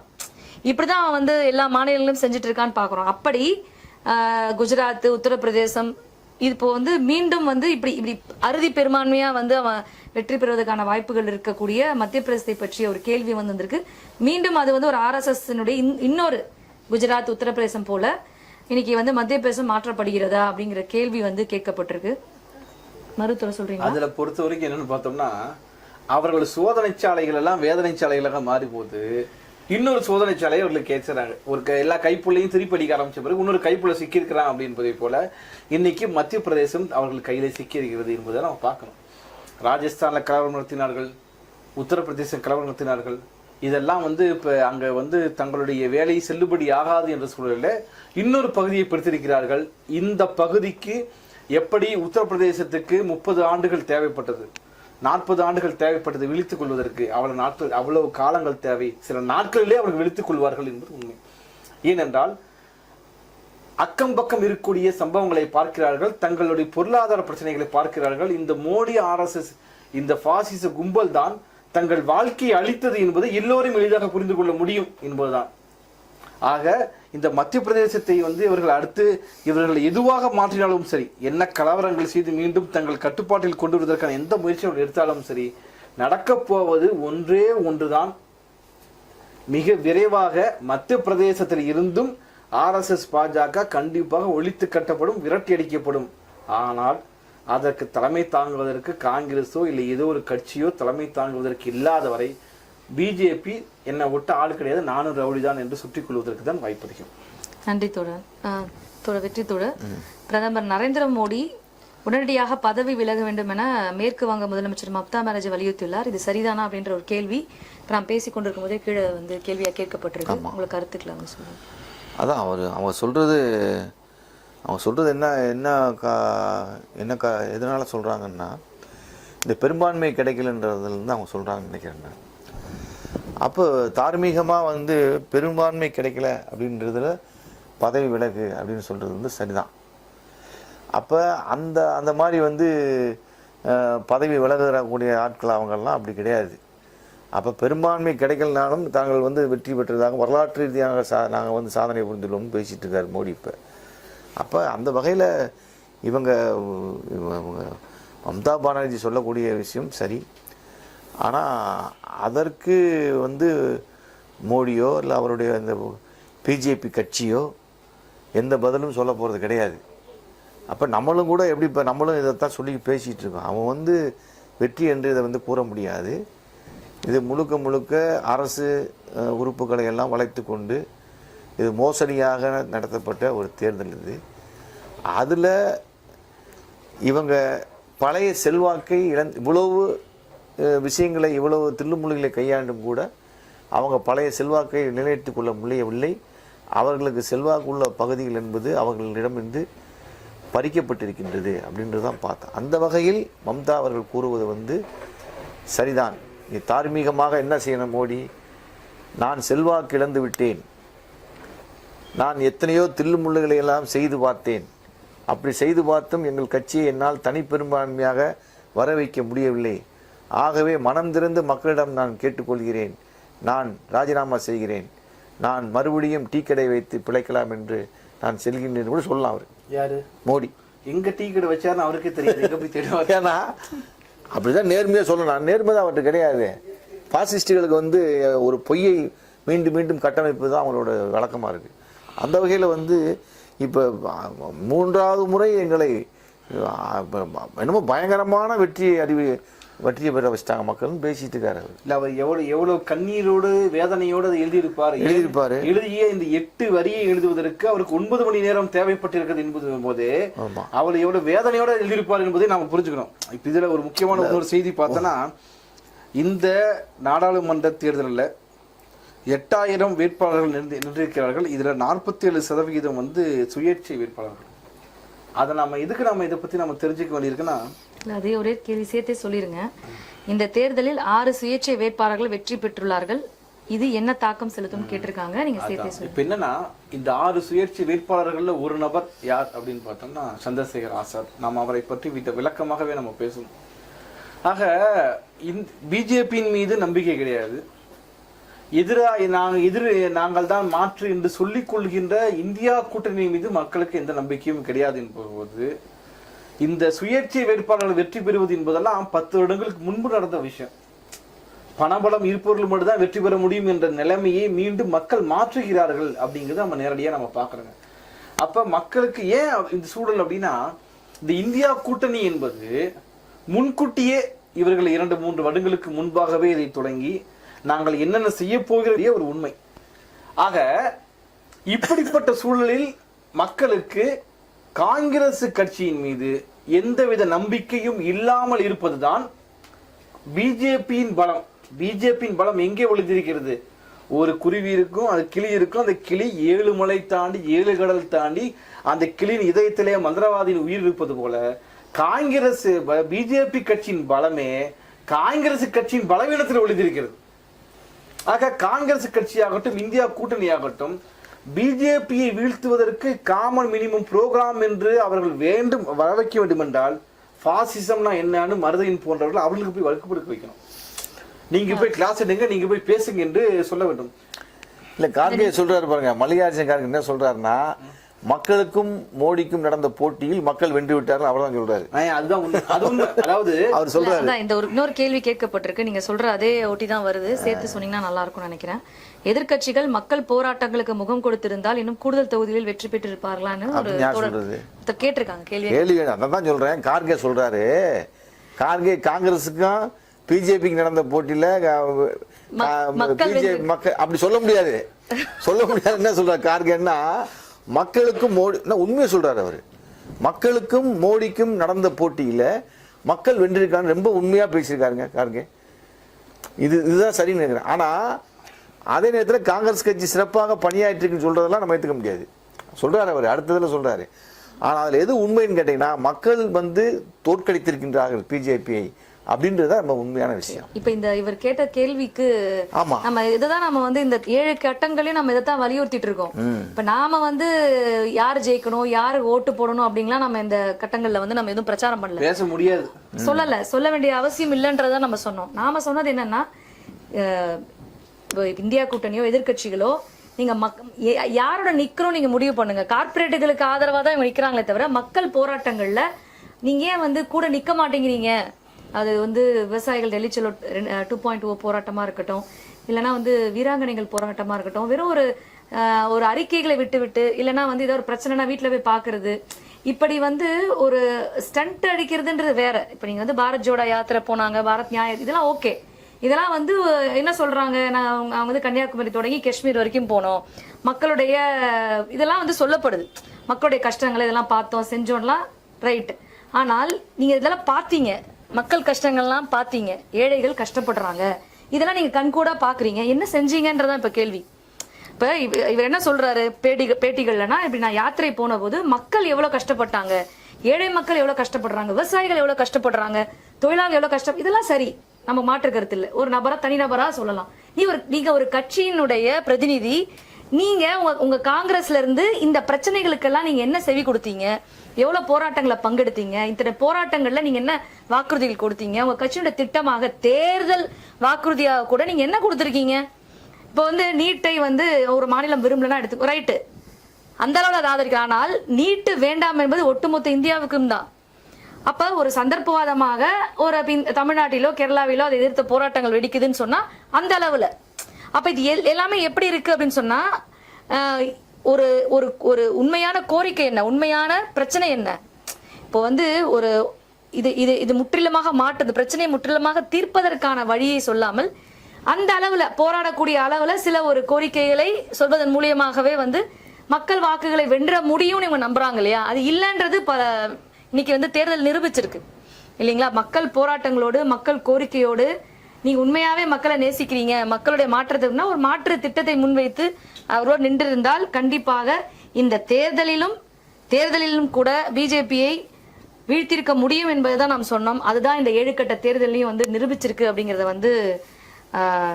இந்த கேள்விக்கு பதிலாக இருக்கும் அப்படின்னு சொல்லி நான் கருதுறேன் தோழர். இன்னொரு சந்தேகம் எனக்கு, இப்ப இவர்கள் மோடி அமித்ஷா பாசிச கும்பல் தற்பொழுது இந்த ஓட்டுக்களை திருத்தி கொண்டிருக்கிறார்கள். மக்கள் போட்ட 9 மணி நேரம் தியானத்தில் இருந்து அவர்கள் முறைகேடு சதிவேலைகள் செய்திருக்கிறார்கள். இந்த சதிவேலை அம்பலப்படாமல் ஒருபோதும் இருக்க போவதில்லை. அப்படி அம்பலப்படும் போது கொடுப்பார்களா என்ற நம்பிக்கை நமக்கு இருக்க போவது கிடையாது. இந்தியா கூட்டணி கட்சிகளும் மக்களை நீங்க சாலைக்கு வாருங்கள், வீதிக்கு வாருங்கள் என்று அழைக்க போவதும் கிடையாது. அடக்குமுறை இப்ப இந்த தோல்வியே நீ உனக்கு அல்லு கிடையாது. இப்ப நீ இனிமேல் அடக்குமுறை செலுத்துக்கான பலத்தையும் நீ இழந்துட்ட. நீ அதையும் மீறினா இன்னும் மக்கள் போராட்டம் பலம் பெற என்ன ஆகும்னா, உன்னோட வீழ்ச்சி அதலபாலத்தை நோக்கி போகும். நீ எந்திரிக்கவே முடியாத அளவுக்கு மக்கள் அடிப்பாங்க.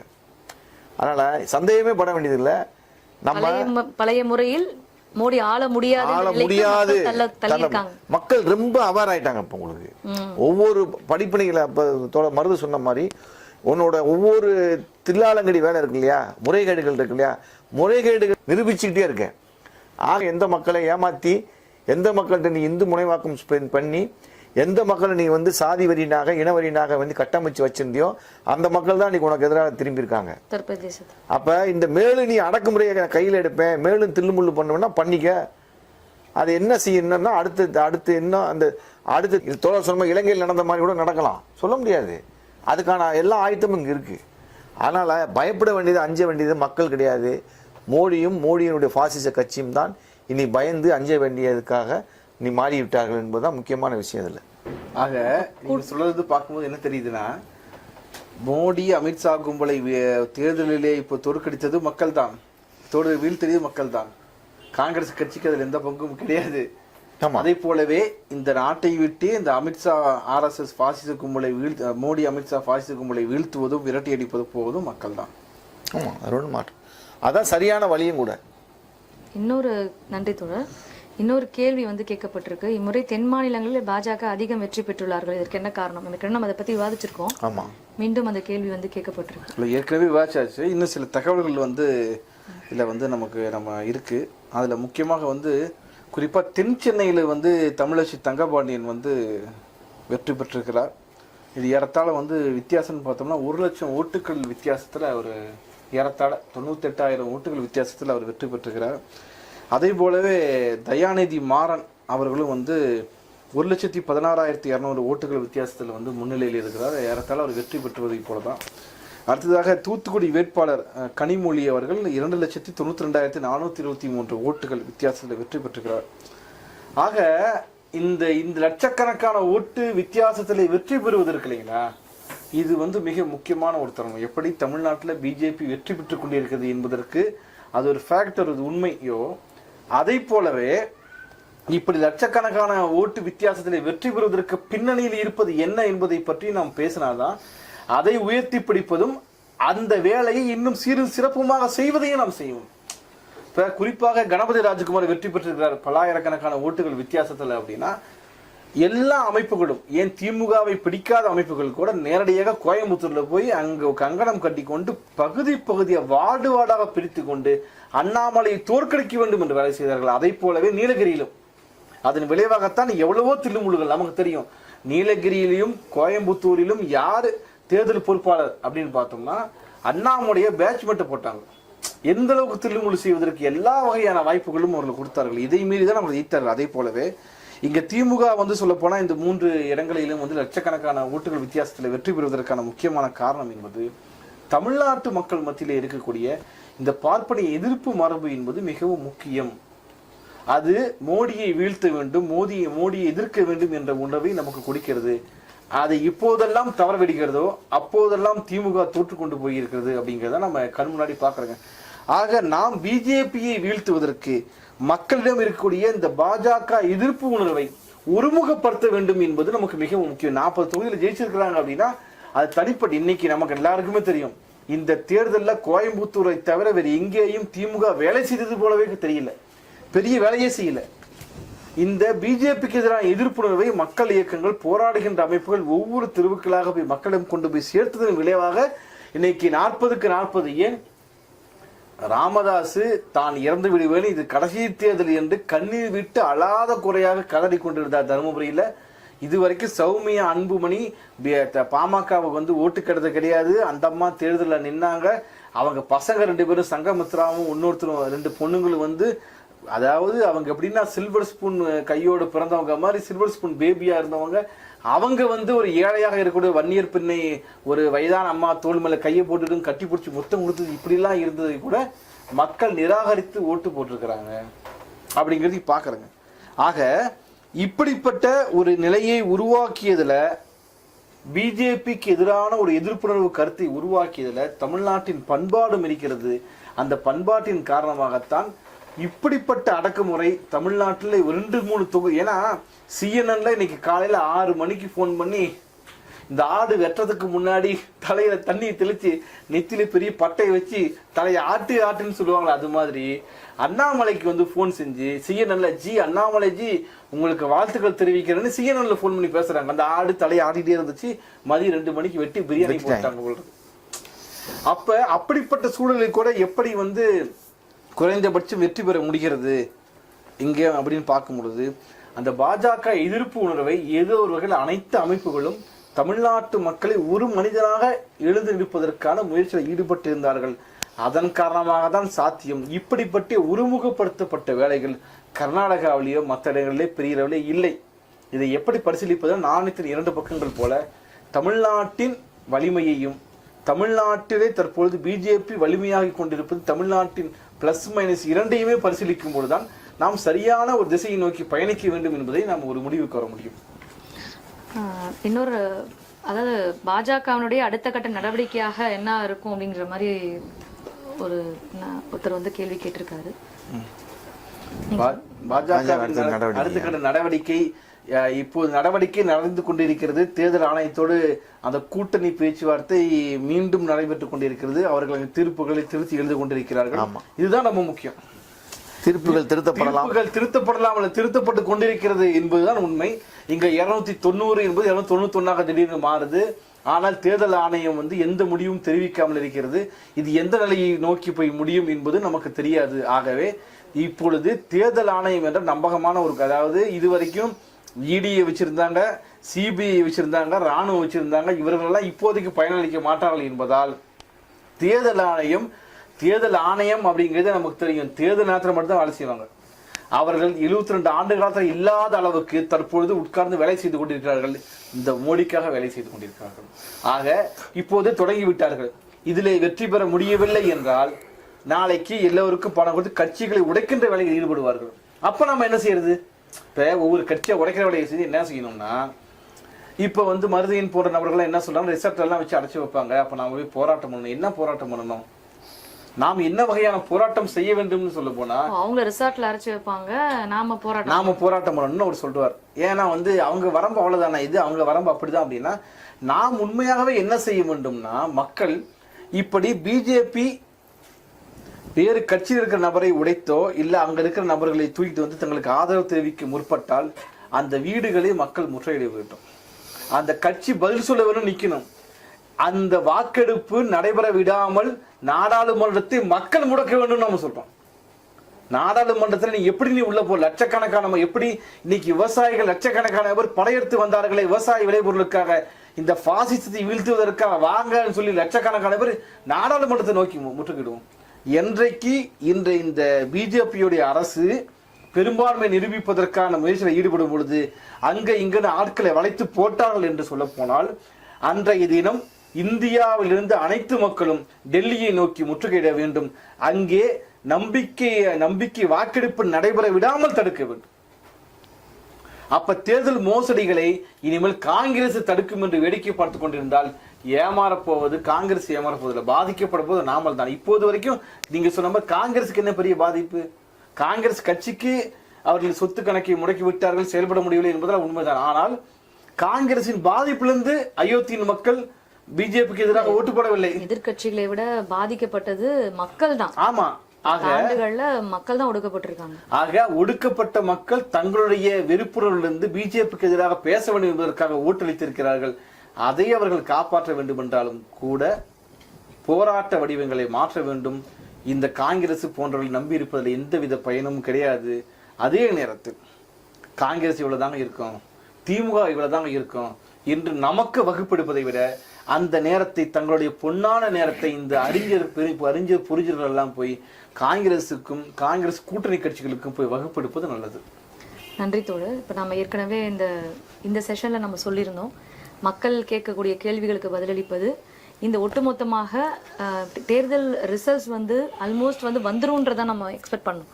தேர்தல் முடிவுகள் அறிவிக்கப்பட்டோம் அப்படிங்கிறதுனால அதை குறித்தும் அடுத்த கட்டமாக இந்த விஷயங்களை நம்ம எப்படி பார்க்கிறோம், அடுத்த கட்ட செயல்பாடுகள் என்ன அப்படிங்கிறத குறித்தும் பேசுவது அப்படிங்கிறதா இந்த அமர்வு அப்படிங்கிறத சொன்னோம். அதை குறித்தும் தோழர்கள் சொன்னா சரியா இருக்கும்னு பார்க்குறேன். அதாவது இப்போ இன்னைக்கு காலையில் 6 மணிக்கு சொன்ன மாதிரி இந்த தேர்தல் முடிவு அண்ணாமலைக்கு உங்களுக்கு பரிசு கொடுக்க போறோம் அப்படிதான் CNN செய்தியாளர் சொன்னார் காலையில். அதனால ஆனா என்னன்னா, அவரை ஆட்டை வெட்டி ஆட்டுக்கே பிரியாணி கொடுத்த மாதிரி இன்னைக்கு ஒரு பரிசு கொடுத்துருக்குறாங்க. உண்மையை சொல்ல போனால் இன்னைக்கு மிக பீதியில இருக்கக்கூடிய கட்சி என்பது எதுனா பிஜேபி தான் இருக்க போகுது. பிஜேபி தான் இன்னைக்கு மிகவும் பீதியில இருக்கக்கூடிய ஒரு கட்சியாக மாறி போயிருக்குது. அவர்கள் எதை எடுத்தாலும் அவர்களுக்கு எதிரான, அதாவது கத்தி கைப்பிடியாத கத்தி போல இன்றைக்கு அவர்கள் தீர்ப்புகளை திருத்துகிறார்கள் என்று சொல்ல போனால் அடுத்த 5 ஆண்டு காலத்தில் அவர்களால் நிம்மதியாக ஆட்சி அமைக்க முடியாது. தொண்டைக்குழியில மாட்டின முள்ளை போல விழுங்கவும் முடியாது, துப்பவும் முடியாது என்ற ஒரு சூழல் இருக்கிறது. அப்ப விரைவிலேயே அலரி மாளிகையில் நடந்த போல ஒரு சம்பவம் நிறைவதற்கான எல்லா வாய்ப்புகளும் இருக்கிறது. இல்ல இருக்கிறத நாம ஏத்துக்கிட்டு யாரு சந்திரபாபு நாயுடு சொல்றதையும் கேட்டுக்கிட்டு நிதிஷ்குமார் சொல்றதையும் கேட்டு, சந்திரபாபு நாயுடுக்கு நிதிஷ்குமாருக்கு நீங்க என்னதான் தலை தூக்கி வச்சு ஆடினாலும் நிதிஷ்குமாருக்கு 6 மாசத்துக்கு ஒரு முறை படி தாண்டினா தான் அவருக்கு தூக்கம் வரும். அவர் இயல்பு அதுதான். அப்படி போனா இல்ல அவர் தூக்கம் வராது. ஆக என்ன செய்வது என்று தெரியாமல் முழித்துக் கொண்டிருக்கிற இந்த பிஜேபியை, RSS பாஜக கும்பலை இந்த நாட்டிலே இருந்து ஒழித்து கட்டுவதும் விரட்டி அடிப்பதற்கும் மிக சரியான ஒரு வாய்ப்பு தற்போது கிடைத்திருக்கிறது. ஆக தமிழ்நாடு மட்டுமல்ல, இந்தியா முழுவதும் RSS பிஜேபி முடக்குவதற்கான போராட்டங்களை எப்படி விவசாயிகள் நடத்தினார்களோ, மல்யுத்த வீராங்கனைகள் நடத்தினார்களோ, அப்படிப்பட்ட போராட்டத்தை நடத்துவது காலம் கனிந்திருக்கிறது. RSS பிஜேபி கும்பல் வீழ்ந்திருக்கிறது. வாருங்கள் தோழர்களே, மோதுவோம், வீழ்த்துவோம். இன்னொரு 2 கேள்வி வந்திருக்கு, அதற்கான பதில் சொல்லலாம் நினைக்கிறேன். தைரியம் இருந்தால் அமைதிக்கு வா என்று ராகுலை வம்பிழுத்து கொண்டிருந்த ஸ்மிருதி இரானி இப்போ வந்து தோத்துருக்காங்க. அவங்க தோல்வி அப்படிங்கிறது தான் அந்த போயிருக்கு. ஸோ என்ன தைரியத்தில் வந்து அவங்க பேசுனாங்க அப்படிங்கிற மாதிரியான ஒரு கேள்வி வந்து கேட்கப்பட்டிருக்கு. தேர்தல் ஆணையம் இருக்கிற தைரியத்துல தான், வேற எந்த தைரியம் இல்லை. தேர்தல் ஆணையம் ஒரே பதில். ஆமா, ஏன்னா அதாவது ஒவ்வொரு நேரத்திலும் ஒவ்வொரு நம்பகமான இல்லைங்களா. இப்ப நம்பகமான கூட்டாளி இடியா யாருமே ஐடி யாருமே கிடையாது. தேர்தல் ஆணையம் தான் கூட்டாளி. அதான் நைட்டு உட்காந்து எழுதிட்டு இருக்காங்கல்ல. ஆனால் தேர்தல் ஆணையமே காப்பாற்ற முடியாத துர்பாக்கியவதியாக முன்னாள் பார்வதியாக இருந்த, தற்பொழுது அமைதியின் ராணியாக தன்னைத்தானே நினைத்துக் கொண்டிருந்த ஸ்மிருதி இரானி மாறிவிட்டார் என்பது உண்மை. தேர்தல் ஆணையமே கரடியே காலி துப்பி விட்டது என்பதை போல இந்த ராணியை நீ ராணியே கிடையாது, நீ கூஜா என்று, நீ கூனிதான் என்று சொல்வதை போல அவர் கைவிட்டு விட்டார்கள். சரி தோழர், இன்னொரு கேள்வி இருக்கு, வெற்றி தோழர் பதில் சொல்ல நினைக்கிறேன்.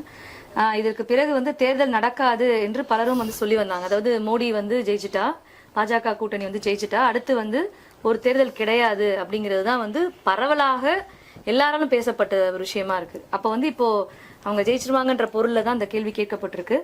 அப்படி இருந்தா ஆனா வந்து இப்போ பலவீனமா இருக்கு அப்படிங்கிறதுக்குல ஒரு அறுதி பெரும்பான்மை இல்லை, மக்களுடைய செல்வாக்கு இந்த மாதிரியான பசுவலைய மாநிலங்கள்லே வந்து குறைஞ்சிருக்கு. இப்படியான ஒரு சூழல்ல இந்த கேள்விக்கு என்ன பதில்? 2029 தேர்தல் நடக்குமா அப்படின்னு ஒருத்தர் கேட்டிருக்காரு. அதாவது தேர்தலை நடக்காமல் தொடர்ச்சியாக ஒரு சர்வாதிகார ஆட்சி முறையை கொண்டு வரணும்னா அதுக்கு நிறைய ப்ராசஸ் இருக்கு. அந்த ப்ராசஸ் என்ன பேலன்ஸ் இருக்கு, அதுதான் நம்ம சொல்றோம். அந்த ப்ராசஸ் இந்து ராஷ்டிரத்தை நோக்கி நகர்வதும் தேர்தல் நடக்காமல் இருப்பதற்கும் ரெண்டு ஒண்ணுதான், ஒன்னோடு ஒன்று இன்டர்லிங்கா இருக்கிறது தான். அப்ப இப்ப அதுதான் பிரச்சனையே இங்க. இப்ப அந்த கனவை நோக்கி நகர்த்த முடியாத நிலைமைக்கு இப்ப இந்த தொண்டைக்குள்ள மாட்டின முள்ளுமா நிக்குது பிஜேபி. அப்ப அது 2 விஷயம் இருக்குதுல்ல. நீங்க அறுதி பெரும்பான்மை பெற்று ஜெயிக்க முடியல, கூட்டணி கட்சிகள் தயவுல தான் ஆட்சி நடத்தணும்ன்ற ஒரு நிலைமைன்றது ஒரு விஷயம். அதை விட முக்கியமான விஷயம், மக்கள் செல்வாக்கை இழந்திருக்கின்றார்கள். மக்கள் செல்வாக்கு இழந்திருக்கின்றார்கள் என்றால் என்ன அர்த்தம் கேட்டீங்கன்னா, மக்கள் மோடிக்கு எதிராக திரும்பி இருக்கின்றார்கள் அர்த்தம். நீ வெறுமனே ஓட்டு போடலன்றது மட்டும் இல்லைங்க, மக்கள் செல்வாக்கு இழந்திருக்கான்ற எப்படி புரிஞ்சுக்கணும்னா, இந்த பாசிச மோடி பிஜேபிக்கு எதிராக மக்கள் அதிகபட்சமாக திரண்டிருக்கின்றார்கள். அப்படி இருக்கின்ற சூழலில் உன்னோட பருப்பு இங்கே வேகாதுன்றதா அங்கே. ஆனால் அது மட்டுமல்ல, அப்போ அந்த மக்களை எப்படி போராடுகின்ற அமைப்புகள் அல்லது எதிர்கட்சிகள் சொல்லக்கூடியவர்கள் எப்படி அந்த மக்களை வழிநடத்த போகின்றார்கள் நம்ம முக்கியம். அந்த வழிநடத்துகின்ற ஒரு நடவடிக்கையின் மூலமாக தான் யாராக இருந்தாலும் செல்வாக்கு பெற முடியும், அடுத்து அவனை அதிகாரத்தை விட்டு துரத்த முடியும். அப்படின்றத அதை புரிஞ்சுக்கணும் ஒழிய இனிமேல் அதற்கான சாத்தியக்கூறுகள் இல்லை. ஆனால் இல்லை என்று அமைதியாக இருந்து விட முடியாது. அதை முற்றிலுமாக ஒழித்து கட்ட வேண்டிய பொறுப்பு யாருக்கு இருக்குன்னு கேட்டிங்கன்னா, அது கட்சிகளுக்கு இருக்குது. ஆனால் மக்கள் எப்பவுமே கிளீனாக இருக்காங்க, மக்கள்கிட்ட யாரும் ஏமாற்ற முடியாது. மக்களை வழிநடத்த வேண்டியது, ஒருங்கிணைக்க வேண்டியது, அவர்களை சரியான திசை வழியில் அழைத்து செல்ல வேண்டியதுலாம் யாருக்கு பொறுப்பு இருக்குன்னா அமைப்புகளுக்கும் கட்சிகளுக்கும் இருக்குன்றதான் பார்க்கணும். கூடுதலாக இல்லை தொடர் சொன்னதுலேருந்து நான் யோசிக்கிறேன்னா, இப்போ பிஜேபி என்பது ஒரு கட்சி அல்ல அப்படிங்கிறத நம்ம வெளியீட்டில் கூட சொல்லியிருக்கோம். அதிமுக திமுக போன்ற அது வந்து ஒரு கட்சி, அதில் தேர்தலில் ஜெயிச்சு அதில் வந்து நம்ம வந்து ஊழல் செய்யலாம் அப்படிங்கிறது மட்டுமே பிஜேபிக்கெல்லாம் வந்து ஒரு இலக்கு அல்ல. அவன் ஒரு ஆர்எஸ்எஸ் அப்படிங்கிற ஒரு மிகப்பெரிய ஒரு நச்சுப்பாம்பு இருக்கு, 100 ஆண்டு காலம் அனுபவம் கொண்ட ஒரு சித்தாந்த ஒரு அமைப்பு இருக்கு. அவனுக்கு ஒரு மிகப்பெரிய இலக்கு இருக்கு, அகண்ட பாரதம் இருக்கு, இந்திய ராஷ்டிரத்தை அமைக்க வேண்டும்ன்றது இருக்கு, மாநிலங்கள்ல மாகாணங்களாக மாற்ற வேண்டும். இப்படி அவனுடைய இலக்கு என்பது, அவனுடைய சித்தாந்தம் என்பது வேறு. அப்ப ஒரு காலகட்டத்தில் அவன் அடையக்கூடிய பின்னடைவோ இல்ல முன்னேற்றமோ அவன் எப்படி பரிசீலிக்கிறான் அப்படின்னு அவன் கடந்த காலங்கள் இருந்து பார்க்கும் பொழுது, பின்னடைவு அப்படின்னு சொன்னா அதை அவன் எப்படி பார்க்கறான், வெற்றி அப்படின்னு சொன்னா ஏறி தாக்குறான், பின்னடைவுன்னு சொன்னா அவனை வந்து தற்காத்துக் கொள்வதற்கும் அந்த காலகட்டங்களை வளர்த்துக் கொள்வதற்கும் அவன் வந்து செய்யறாங்கிறதா அவன் கடந்த கால அனுபவங்களா இருக்கு. அதற்காக அவன் இந்து ராஷ்டிர கனவை அவன் வந்து கைவிட்டு விட்டு அவர் ஏதோ பின்னுக்கு போவது என்பதெல்லாம் சாத்தியம் இல்லை. அவருடைய சித்தாந்தம் முதல்ல அவர்கள் வந்து ஆர்எஸ்எஸ்ஸால் பயிற்றுவிக்கப்பட்டவர்கள். மோடியோ அவர் அமித்ஷா அவர்களோ அவர் வந்து எல்லாருமே வந்து ஆர்எஸ்எஸ்ஸால் பயிற்றுவிக்கப்பட்டவர்கள். பிஜேபி என்பது இப்படிப்பட்ட ஒரு பின்னணி கொண்ட கட்சி என்னும் பொழுது ஒரே நாடு ஒரே தேர்தல், ஒரே நாடு ஒரே மொழி, ஒரே நாடு ஒரே பண்பாடு, இல்லை இப்படி இவர்களுடைய அஜெண்டாஸ்லாம் வந்து இது ஏதோ வந்து ஒரு தேர்தலுக்கான வாக்குறுதிகளோ அதெல்லாம் கிடையாது. CANPR NRC அமல்படுத்துவதோ இல்லை இந்து கோயில் ஒரு ராமர் கோயில் கட்டுறது வெறும் வந்து அவருடைய தேர்தல் வாக்குறுதி அல்ல, அவருடைய அஜெண்டா அது. அப்ப அதை தான் நம்ம சொன்னோம். இந்த 10 ஆண்டுகள்ல இவர்கள் உருவாக்கி இருக்கிற இந்த கட்டமைப்பு என்பது, அடித்தளம் என்பது அதுதான் வந்து இதெல்லாம் நீட்டோ கியூட்டோ அவர் கொண்டு வந்த கொள்கைகளோ சட்டங்களோ இதெல்லாம் இவருடைய அடித்தளங்கள். அதாவது இந்து ராஷ்டிரத்தை அமைப்பதற்கான பாசிச அடித்தளங்கள் அப்படிங்கறத நம்ம வந்து இந்த விஷயங்களை கொண்டு போனோம். அப்ப ஒரே நாடு ஒரே தேர்தல் என்பதை அவர்கள் கைவிட போவதில்லை.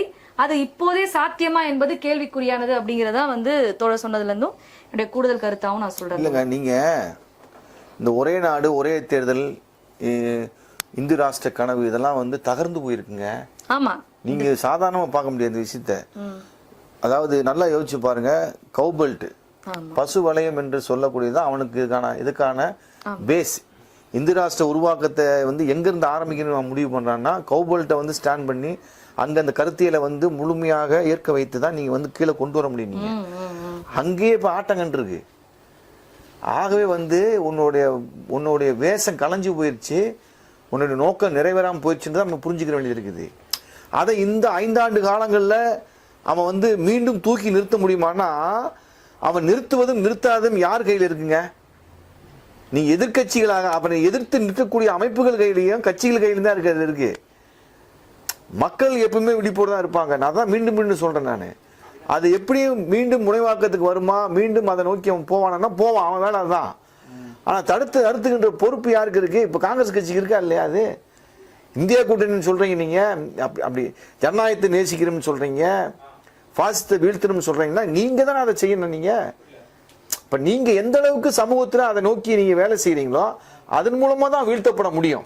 இப்ப நம்ம நீங்க சொல்றீங்க இல்லையா, எப்படி அடிக்கட்டுமானத்தை கட்டியிருக்கான் அவன், எப்படி இந்து முனைவாக்கத்தை உருவாக்கியிருக்கான், எப்படி வந்து அதுக்கான ஸ்ட்ரக்சர்ல கீழே கட்டி வச்சு அதன் மூலமாக அதிகாரத்தை கைப்பற்றி அதன் மூலமாக ஒரு முறையான வேலையை முறையை செஞ்சுதான் அவன் வந்து அவனுடைய நோக்கத்தை நிறைவேற்றிருக்கு வேலை செய்யறாம. அந்த மாதிரி ஒரு முறையான வேலையை நீங்க செய்யணும்ல, நீங்க ஒரு அமைப்பு உருவாக்கணும்ல, கட்டமைப்பு உருவாக்கணும்ல. அப்படி உருவாக்குறதை நோக்கி நகர்ந்தால் மட்டும்தான் இதை வீழ்த்த முடியுமே ஒழிய அல்லாமல் இங்கே வீழ்த்த முடியாது அப்படின்றத நம்ம புரிஞ்சுக்கணும்.